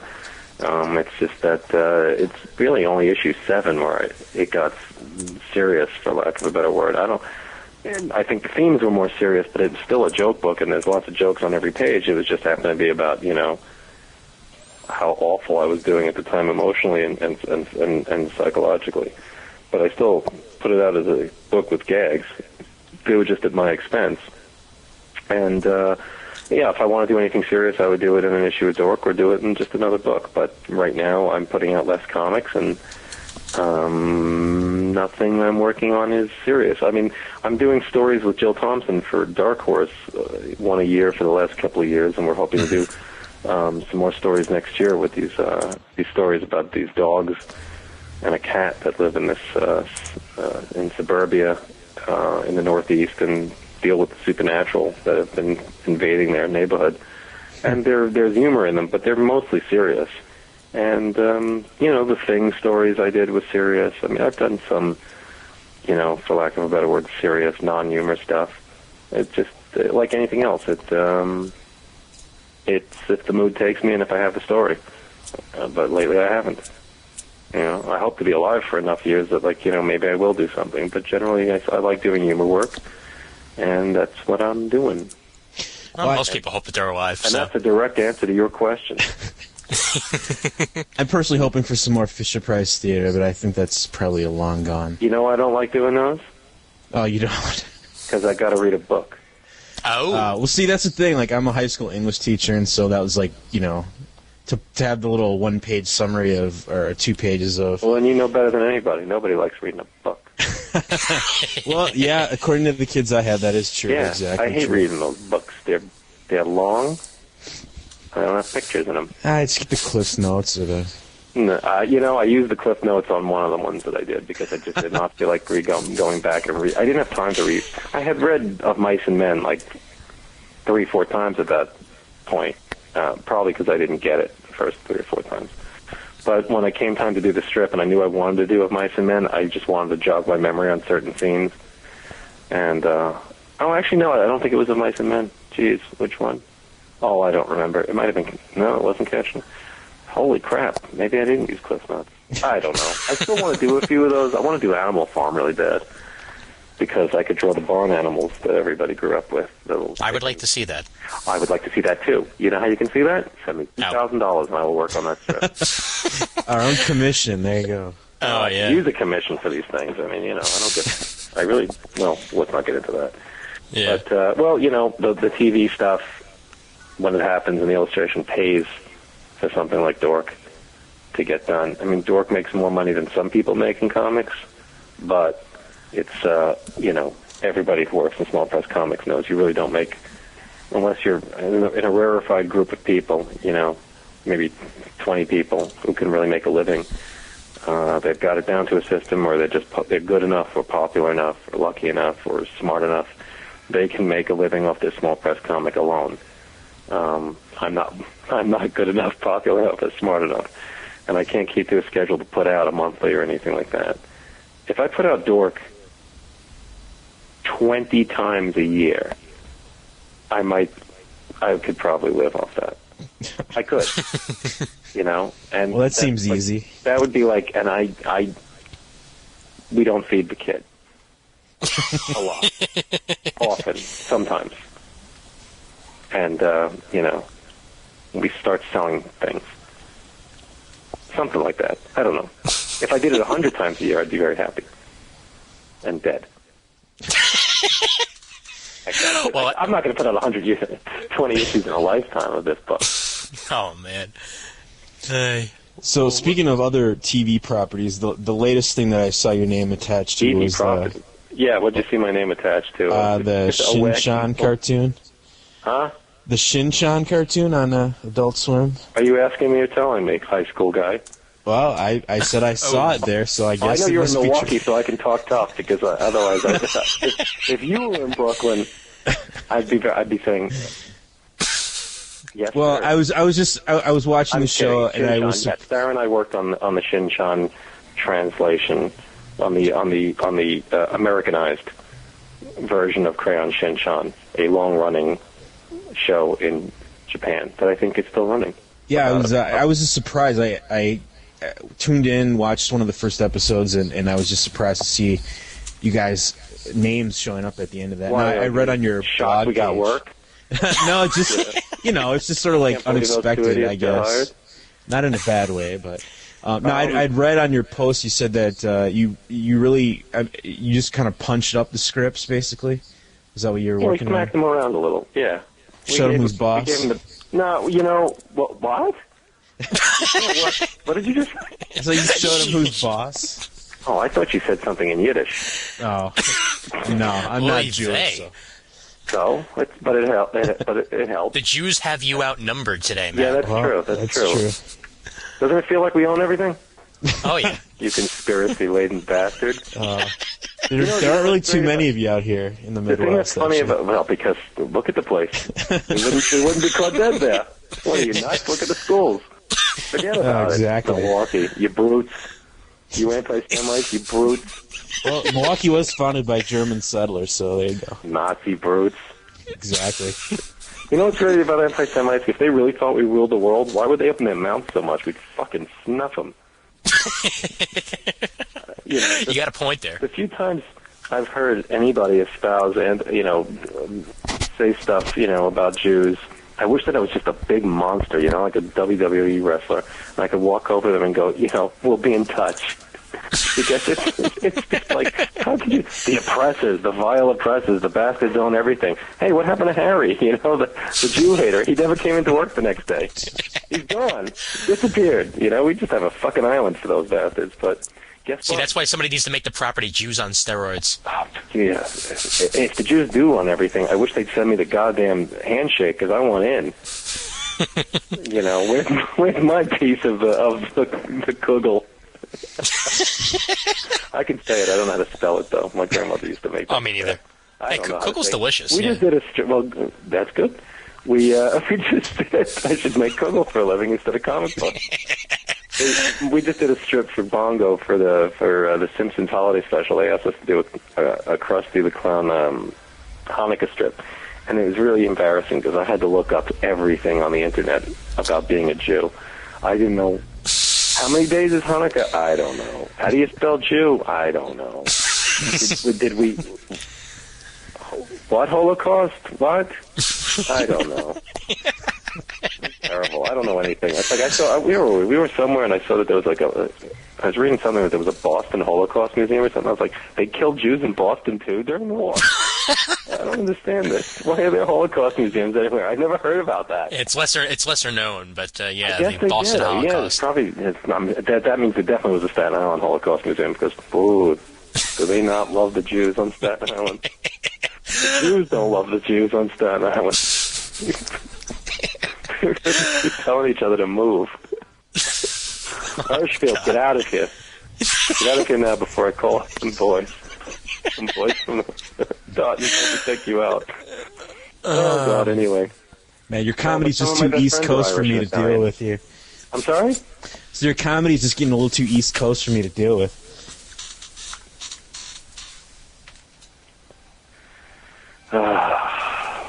You just killed everything. That's it. Well, anyway, on that note, yeah, back to what Matt mentioned about 20 minutes ago. Oh, Shinchan, yeah. Well, this is what you get. This is what you get. You call somebody like me up. This is what you get. You get East Coast drivel. That's fine with me. Sure, because you're full of East Coast drivel. Exactly. And kugel. Drivel does sound like it should be something that your grandmother made, doesn't it? Yeah, have some drivel. Eat your drivel. Yeah, right up there with the kugel and the potato latkes. That's good stuff. I do like the Eastern European food, man. I do like the heavy starch. I mean, I like everything. Oh, I can eat. I like so eating. Now you're making me hungry at 12:36 in the evening. And that's exactly what I planned. Not a minute sooner, not a minute later. There you My go. devious plan. Shinchan was, oddly enough, was something that we had brought to the Cartoon Network's attention years ago. Sarah had made tapes for our producer Keith Crawford on Space Ghost, because we just thought he'd get a kick out of them. Some fans had sent us some subtitled episodes of the show. We had seen the character in a comic that we had picked up at Kinokuniya bookstore on the cheap, as we Jews say. And I don't know how we came about. I don't know how we got these tapes. Somebody, I don't know if we were put out the word that we were looking for them, or somebody just sent them to us. People used to send us stuff when we were like there in the 90s. And we sent Keith this, and he loved it, and he wanted to try to get it picked up for the. He wanted to look, have it looked at by the network, and it turned out that a company had bought the rights to Crayon Shinchan, did an American version, and it was a bomb. Nobody liked it. I think it was a company named Fun, F-H-U-N. I can't remember. I actually read about this recently. I didn't know this. And the project just died. Just sat. The property sat, and then Funimation, who brought Dragon Ball over more recently picked it up when the rights came up again, I guess, or reverted, or when it became available. And they contacted, I don't know what happened here, but all I know is we got a call from, I guess it was from Funimation. We got an email saying that they were trying to get the Adult Swim to pick this up or something like that. They were in talks. And the people at the Cartoon Network basically said, they suggested to them that they hire some rewriters for the property, and they suggested, they proposed Sarah, they put our names up, and they put someone else's name up at the network, and we got chosen, and we did a script, they liked it, and we did eight episodes, and basically some writers in Texas, I think they're in Texas, that Funimation had put on the job, they did drafts, and we just did revisions on them. We punched up dialogue, we chose material or didn't choose, or junked material, rewrote some stuff, and everything had to be written to, we tried to keep them on the mouth flap beats, which was how many syllables each character's saying when their mouths are shown flapping. It was a weird experience as far as that, but we got used to it pretty quick. And Sarah's done a bunch of rewrites on manga. She's done rewrites on Tokyo Pop, of like 8 series, 8 titles. So she's had experience working on this sort of thing. We don't speak Japanese, but Sarah's become, pretty good at sussing out cultural things that need to be addressed. And, she's good at editing. She's good at logic. We write dialogue, and it turned out to be kind of a small dream job. We liked the character. We had fun working on the show. Some of it we found really difficult, and some of it was pretty easy, and we got 6 episodes got shown pretty quickly after we finished up our last bit of work. and sent the stuff in. There's rumors that we're going to work on some more stuff in it this month for the show. So, which is great. Were you guys responsible for most of those like pop cultural references, or was that? I don't know. To be honest, you'd have to give me an episode, and a lot of the stuff that's in the shows was not written by us. It might have been rewritten slightly. It might have been left alone. But there's a bunch of writers on each episode, and there'll be stuff that we put in, and then a lot of stuff they put in that we seem to have been given. We seem to have been the last people to get on each episode. I'm sure that they tweak them when they get them back, but a lot of the stuff seems to have been run as we rework them. Or sometimes we're just editing.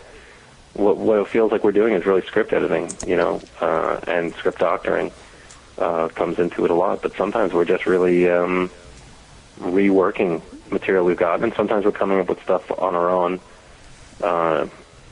It's weird. We've never done anything quite like that before. I feel weird rewriting other people's work because I feel like they're sitting there.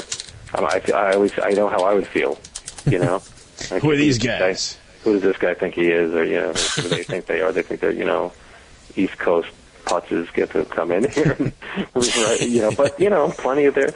I'm sure everything that's in the show that people like is probably there as the way things go for us. Like the Space Ghost episodes. Oh, we love that joke. Well, we didn't write that one.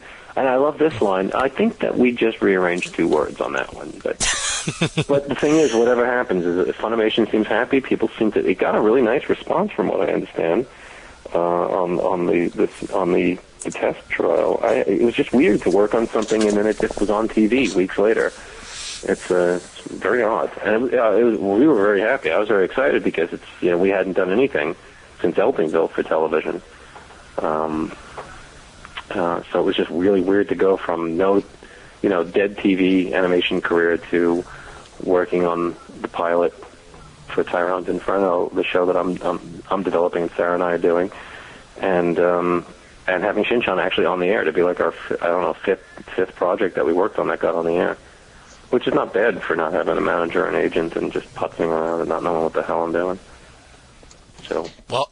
Oh, and by the way, the name of the company that did the first one around is it's Fuse Entertainment, otherwise known as PHUUZ Entertainment Incorporated. It doesn't even sound nice it sounds bad when you spell it. Yeah, I know. It just sounds like a chemical disorder or something. It's something you call people into in environmental suits to get rid of PHUZZs in my house. I'm sorry, you have Fuse. Yeah, well, I guess you're looking this stuff up on the internet. Yes. You want to do me a favor and check some of my eBay auctions while you're doing it? I think I'll leave that to you. That's a joke. I don't have any. I was just kidding. I don't want you looking at my eBay auctions. I'd have to give you my pass. What are you, nutty? Not over comic timing. Zany, no, if you want to do that off the air. Oh, yes, I'm absolutely zany. What's with the zaniness? I try. Was that Chris who said that I was zany? Yeah. I think Chris is nutty. No, thank you, Chris. I don't want to insult my... Yes, I did. Well, we got one more from Matthew Kramer, actually. One more question. Oh, he's Galactus Kramer or something? Or Darth Kramer, actually. Darth Kramer. So, there you go. A lot of sources have credited your Pirate Corps / Hectic Planet series as having... Yeah, I did it by accident. Core. That's why I changed Let me say that over. Because people let me say that over. Well, you're only 22. You can edit that out to make yourself look smart, aren't you? Exactly. Holy shit, that's not fair. A lot of sources have credited your Pirate Corps / Hectic Planet series as having a hand in the 1990s ska revival. What are your thoughts on this statement? Does it have any merit? Pirate Corps was very ska-licious. I don't know exactly what ska-licious is, but did it really breathe new life into the ska genre, in your opinion? No. That was quick. I think they may have gotten a few people to look at to buy some ska records or pique some curiosity and pique some interest in a few individuals. Maybe 24 in the comic book industry. But, no, I think ska was just something that I was a molecule. I had nothing to do with it. I've actually seen that written somewhere, and I just thought, no, that's ridiculous. That would be like saying a ska band that I did work for had something to do with comics, getting in the New York Times. 20 years later. It's just ska. Ska's time had come to be pushed. during the alternative years of radio, and it was just a genre that nobody had scraped out and exploited and used. And it got its turn, and it just so happened that I had been into it, and people in comics remembered that. So, I wish I could take some credit for it and a small check. But, no, I just happen to be, I like punk and new wave. I like ska. I wrote about ska in my comics, and nobody would say that I helped, in the punk revival, or that anybody in comics helped in the punk revival. But ska was still such a ephemeral thing, and still is, I guess. In some ways, ska was like the comic, ska was to mute punk. Ska was to popular music what comics are to popular literature, I guess. And I don't think anybody expected to hear the word on the radio or on MTV. So I just think that somebody would, oh my God, that stupid ska stuff with the people in the suits. I remember a comic that had that in it. I wonder if that... No, nothing. Zip. I worked for a bunch of bands and things like that. But I was not a big person on the scene or anything. I just happened to be, I guess, the only person in comics that was regularly talking about ska. And most people didn't want me to. And they still wish I didn't, probably. But, nope. Ah, well. All right, well, that's... Are you upset? Nah, just a little bit. I'm very just a sorry. little bit. But, it's I okay. have It's been okay. really I'll survive. pushing the klezmer music. Oh. So I think that we're going to, once you see the klezmer revival, that one I will take a lot of the blame for. Wow, I'm going to have to go get me some klezmer records right now just to party down. And get some klezmatic stuff. And if they do from Stole the Kishka, so much the better. Oh, my God. My Jewish brain is going to explode. Milwaukee's not too bad. That's a great song, by the way. Great song. Frankie Yankovic. I'm not kidding. Get the Frankie Yankovic version. There are other good ones. Brave Combo does one. Who Stole the Kishka is a great... If you want me to start saying it, Who Stole the Kishka, I'm not going to. Well, before we do wrap things up here, give us a little bit of an idea of what's upcoming for Evan Dorkin. What should we expect to see on the stand soon? Hold on one second. I thought I heard my baby crying, but it was just something on the computer. Dork 11 will be out on the 11th, October 11th. What a coincidence! Not really. Mind blowing. Oh yeah. Let's hope. Now this issue is it's like a couple hundred single panels. Yeah, it's shit. You don't need it. Yeah, exactly. No. This issue is just some crap. Sure. Yeah. But no, I mean, is that the format that you? Because that's just from looking at the information on your blog page. It seemed to be what it was made up of. I was just curious if that was true or not. Well, I put out a different feed to Milwaukee. Oh, okay. It's the one that has no Yiddish in it. Okay, and we good. appreciate it too. I think you meant that, buddy. Oh. Edit that part out where you just cursed me. It sounded like something got bleeped out there, actually. It was like, fucking kike, oh, bleep. Oh, man, come on Don't now. call me that. Now. Call me kike. There's no reason to say fucking on the air, okay? Man, you get me in trouble here. No, you didn't call me Heeb. I did. Heeb. Wow. Heeb, my brother. But, please, let's not piss off everybody now. Everybody's so sensitive. I think that's the mission of this episode, actually. Let's just piss off everybody in the world. Okay. We start with you. Man. Piss off no. You have to piss off. I'll take a card. Hold on. You must piss off the Bolivians. Those fucking Bolivians not listening to this podcast. What the hell were they doing? Coke. Here we go. Brilliant. There we go. Fantastic. Matt, you have to piss off. What is this, baseball? You guy on first. Oh, man. I really should have more soda tonight. Let's see, who could you piss off? Canada. Fuck that. That's too easy. Piss off Canada. Canada. It's just call it America's Closet and be done with it. That's my oft-used. I use that on every blog, every internet interview I do. Canada is our closet. No, I don't know. You can the Inuits. You piss off the Inuits. Oh, fucking Inuits and their seal blubber. I'm telling you. Yeah, just fucking Inuits. Just fucking There we Inuits. go. Come on. Fucking Inuits. What are they doing? You know, well, they're up there with their seal blubber and talking their own little. Wow, you're really vanishing getting into this. You're language. scaring me now. Okay, man. Hey, hold on. My sister's Inuit. Leave it. Cut it out. It's not funny now because you're getting. If there are any Inuits listening to this episode, my question is, why are you listening to this episode? You're Inuit. Yeah, no, it's piss off the Luddites and the the Amish. Everybody thinks that they don't have technology, but they do. No. Let's not talk about the Amish. It's a bad time for the Amish right now. So What are you talking about? It's a bad time. It's a bad time for certain Amish. It was not an attack on Amish. It was an attack on women, on girls, which was horrible enough. I know. I mean, not to get all. Yeah. It was just amazing to hear that and just to go, how do people really think that there still is like no reason to discuss issues of gender? Because it's like, how often do one of these psycho bastards go into a place and say, okay, all the women get out, and just keeping the men? Yeah. Or I'm going to, the one that sexually assaulted all the girls before he shot one of them last week. You don't hear, I know, it's true. You know, the context, you don't even want to get into a serious conversation about some of this, but you just feel, I mean, Christ, you just feel like so useless when you hear about stuff like this. It's just, cut all this out because I hate this. Quick. Say something funny. This is why people like superhero comics before things turn so cynical, because you wish that somebody could come in and solve problems like this that are just absolutely beyond you. Yeah, right, exactly. Lunatics in the world, but... well. What are you going to do? Anyway, fucking Inuits. They don't make it any easier on us. Always something with those guys. God. I'm so done. Right.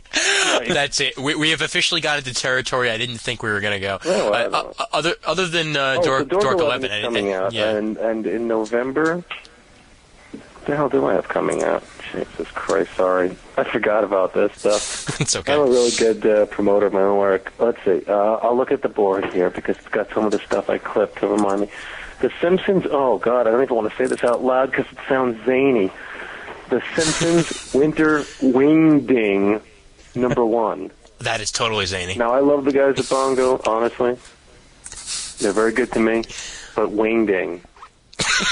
I can't, you know what I mean? Do you want to go into the store and say, do you have the Simpsons Winter Wingding? I'd run out before I could get it. It'd be like asking a girl out when I was, gotta go. Sorry. It'd just make my bladder full to say Wingding in front of people. Well, the Simpsons Winter Wingding, I just said it again, I just pissed myself. #1 comes out in November. And that's 40, according to this, 48 pages. And here's something you don't see much. Full color. They can afford it. And that's by, I don't know who, I can't pronounce that. Paul Dini apparently is in this. Okay. And that's the Krusty story? Yeah, and they left Sarah's name out of it because everybody hates girls because they're icky. And and they smell funny. And they don't like Captain America much. They don't. How many girls go around with tattoos of Captain America? I've never seen one. Have you? Not yet. I win. I win. I win. I think you just got your points back. Oh my God, I win. So that comes out, and just under the buzzer. That's got a nine page Krusty Hanukkah story, which I'm kind of happy with that one. I think it came out pretty funny, and I hope I'm not wrong, but there's some really kind of depressing stuff in there. It's about his worst Hanukkah ever. Sarah came up with the idea for that one, and we fleshed it out, and it was supposed to be 8 pages, but we screwed up and made 9, didn't even know it. So I don't know if they're talking to me anymore, because I haven't heard from them since they pointed that out. I felt really bad. We weren't trying to squeeze an extra page out of them. We just numbered one page twice and never caught it, which is really stupid, but that's the House of Fun. So that's coming out, and we got a Milk and Cheese vinyl figure set, hopefully coming out by the end of the year. Slave Labor is doing that, and they look really good. I want to plug the guy. Well, I can't remember, Mitch, right? Mitch Martinez sculpted them, and they look like the characters, which is scary because I never designed them. They're barely designed for 2 dimensions, so it's scary to see them in 3. And we saw the sculpts, and we got the reductions on them, and they're being made in China by people who work cheaper than Americans. What a horrible world. And, well, they're probably happy to have the work. What are you going to do, steal the work away from them? That's true. I don't That's know. true. What, let me justify this so I can sleep at night. And then that should be out by the end of the year. And then, geez, I should do this faster. I know. I'm sorry. That's okay. Oh, wait. I should just look at my deadlines that I've blown, and that will tell me what I am going to be putting out. Hopefully we'll have more episodes of Shin-Chan might be out. Who the hell knows? There's 2 more that are in the can, as they say, that have not been aired. And I'm doing some strips for a comic called Dose, which is a guy locally is doing a humor anthology. I'm doing a milk and cheese strip for him and a fun page strip for him. I'm still doing some strips for Negative Burn, the anthology that came back from the dead that Joe Pruitt's doing for Image, for himself through Image. And I've been doing some milk and cheese strips for him, and I'm supposed to do a 2-pager for an issue.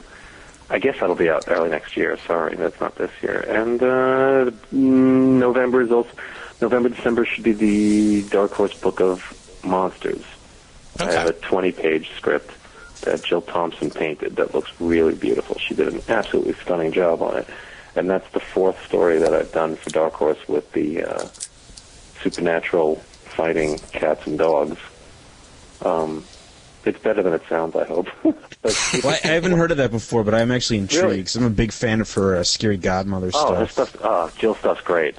Jill's a friend of ours, and I've always loved her work, and I was really happy to finally, I always wanted her to be the artist on this project. There was an 8-page story that we did that I wrote for the Dark Horse Book of Hauntings 4 years ago. They've done one of these books every year. There's Hauntings, Witchcraft, The Dead, and each one's been anchored by a Mike Mignola Hellboy story, which so far have not been reprinted. They're only in these books, and then these neat little hardcover books with about 20 some odd creators working on maybe 10 stories in each, and an old pulp story that's illustrated by Gary Gianni. I mean, they're beautiful little books. They're really sweet. And I was really happy that Scott Alley asked me to be in the first one. I came up with the idea it was all about haunted houses, and I came up with the idea of a haunted dog house, and I wrote a story about it with these characters, and people liked them. So for the next one, he asked me back, and I asked if I could do another story, and we did a 12-pager, and then we did a 16-pager, and now we're doing a 20-pager. So you can kind of see where this is going. Yeah. And we actually, speaking of Eisners, just to sound like I'm a big shot, we've won 2 Eisners for these stories for Dark Horse. Great. Jill won one, and then we won one for a story, which I think, Jill deserved it. Let's put it that way. I don't know if I did. And she does. I honestly, if you have got a good store near you that stocks this stuff, I'm not saying go run out and buy it, but go run out and read them in the store, because I think the books are worth picking up. I really do. But I love these stories. I really do. They're some of the things I'm proudest of. Probably because I can distance myself from them because I love the art, since I didn't draw it. And Scott was trying to get me to draw them, and I just, I can't draw this stuff. I mean, it would take me forever to even do the job 1/8 as well as I knew Jill could do it. I just wanted her to do it her storybook style. And I was writing them as sort of storybooks. And the stories are actually... They've got a lot of humor in them, but they seem to get very depressing, and I don't know why that keeps happening. But I don't know. Sounds interesting, though, definitely. Well, yeah, it's about these neighborhood dogs who and this one stray cat who become more and more involved with recognizing that there are weird things happening in their neighborhood, and it ends up being left to them to deal with it, because the menace or the situation usually involves an animal in some form. In the first one, it's the ghost of a dog. The second one, it's an army of familiars, of black cat familiars, for a group of witches swarm into the town. And the humans, the people who live in the town, are too busy to notice any of these things are happening, so it keeps being left up to these animals. And I've just been developing. It's sort of like a mix of Kolchak the Night Stalker and Watership Down, I guess, or with some humor. I'm sold. Sounds good. Well, yeah, unfortunately, anthologies don't sell that great, and people haven't noticed these books. And this is going to be the last one. I don't think they've done terribly, but, they're not, you guys seem to know my work a little bit, and you don't we've done three of these now, and you don't even know they existed, I guess. But, well, I'll be heading over to Hanley's in the city to see if I can find them. They should have them. So. They should. If they don't have them, the Staten Island store could probably send them over to you. They've got them, and they could always reorder them. But I really love them, and the hope is, and what we're discussing doing, is doing a new series and then collecting everything. But it would obviously take a while because it's now been. This will be the fourth one, so that's like 4 years, and then it'll take us a while to get any more stories done. Jill's really, really, really busy, and I'm really, really busy, but we're hoping that we can... I have more stories with these characters, and I'd really love to flesh this stuff out and develop it. And it's just interesting to do something that doesn't look like my work and doesn't read like my work necessarily. It's tempered. It's not based on, slapstick. I mean, there's some goofy stuff in it. They're dogs, after all, Yeah. They're sniffing each other once in a while and running after things and getting knocked around. But they are horror stories, first and foremost, So, and I like the horror genre a lot. I've never been able to work on horror stuff, so this is exciting for me. And plus, I don't have to draw all that stuff. Well, that's a good way to change things up. No, it is. It's been really interesting to do this stuff. And Sarah actually pitched in on the script of the last one, because we were kicking the main idea around. It's a werewolf story, and Jill did just a beautiful job on it. Everything, it's all full painted in watercolors, and unlike a lot of painted comics, it flows as comics. It's not images first jumbled together with the words connecting them, because a lot of people who do painted comics seem to really just make all these little paintings that don't necessarily work as great comics or even good comics. There's always somebody narrating these comics, it seems, to tie it all together, because it's just a jumble of images. But Jill really understands cartooning and storytelling in a way that some painters don't, so I normally don't like painted comics, but I like hers because I think they're cartoony and they're done as comics. Great. Just happen to be painted, so, yeah, anyway. Yeah. All right, well, excellent. I mean, I'm going to finish Milk and Cheese 8, hopefully, for next year, and then someday finish the Elpingville Club stories up. And some other crap. Or I'll get hit by a fucking car. I don't know. Well, we're just hoping that doesn't happen. But I do need to say here before we do actually wrap things up that it's been really nice having you on the show, Evan, and I'm a fan of your work. Thank you. I will definitely be picking stuff up in the future. And hey, I mean, again, thanks for joining us, man. Well, thanks for you guys for having me, and I hope I wasn't too obnoxious, and I hope I wasn't too boring. I certainly don't think you were either one. So I definitely think that the fans will enjoy this nice 2.5 hours of conversation here. Of them. Read my work on your forum. Thank you, Chris. Yep. And thank you, Darren. Lord Shaper and thank Darth you, Kramer. Darth Kramer. Thanks to you four guys. You're the zaniest. Well, buddy, thanks a lot. Thanks a lot for joining us. And thanks for having me. I appreciate it. I hope to talk to you sometime in the future. Sure. Who knows? I might have to get my job at Hanley's back one day.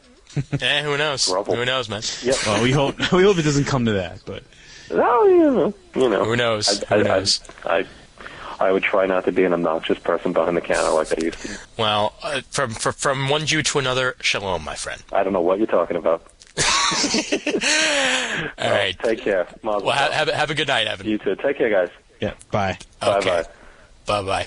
All right, well, there you have it. There is our interview with Evan Dorkin, and I could certainly say that worked out pretty well there. Matt, what do you think? Well, I don't know. It started out kind of rough, but he's kind of a prickly pear, as they say. Exactly. Well, there'll be plenty of comedy moments in this one for everybody, so I hope everybody enjoys it as much as we did, because that was definitely a lot of fun. And we'll have episode 20 again. This is episode 21. Episode 20, I know it's a bit confusing, but I didn't want to rob Steve Bryant of being our episode 20.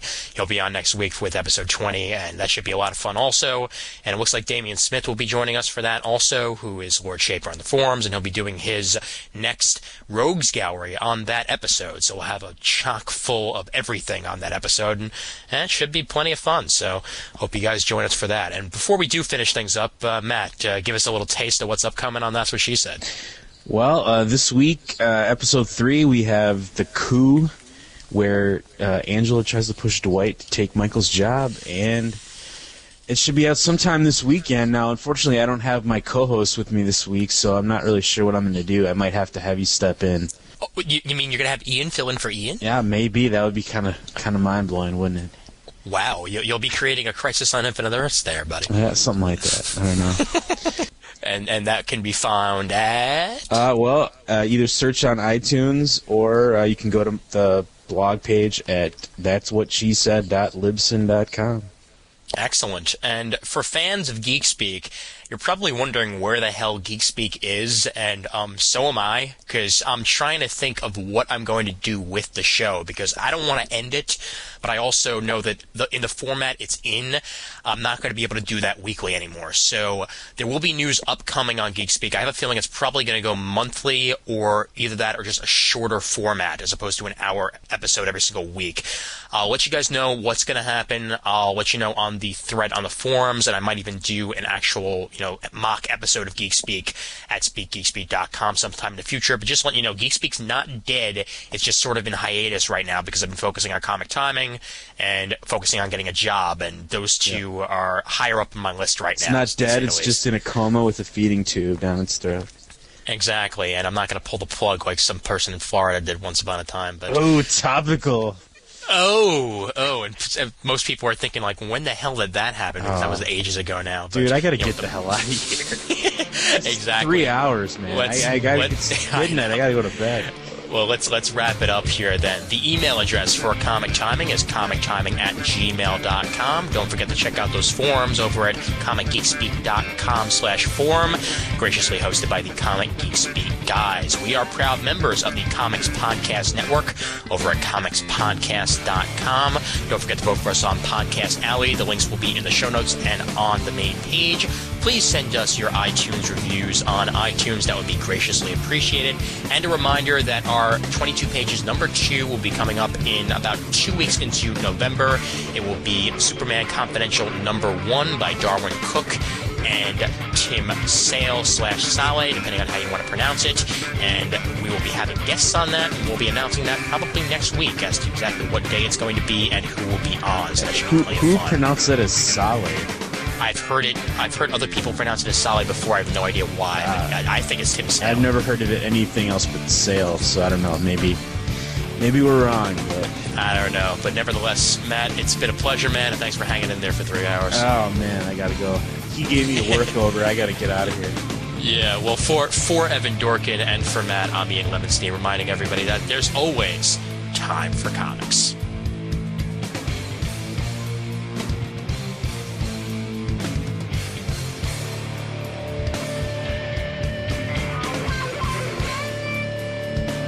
What kind of... This is a shitty green room you have here. I have to provide my own water. Oh, I'm sorry, man. Well, it's called the internet, man. I don't know. Last podcast I did sent me champagne. Really? Actually, yeah, they did. Oh my God. No, they didn't. I am Mr. Gulliver. Is this are we recording now? I just actually started up the recording, but we're not actually in the episode yet, obviously. So I'll count down. You don't mind if I play a few tunes on my harmonica during this, because that's what I like to do. Oh, really? Well, no, I'm completely wrong. Oh man, I don't like to do that at all, actually. Oh God. Well, I'm wondering if you'd let me. Hey, by all means, if you want to. What the hell? I'm sure it'll be entertaining to our listeners. You're the marquee guest here, man. So. What? What was that French crap you just laid on me? Well, you're on the top of the marquee there, my friend. Yeah. Oui. Oh, God. Okay.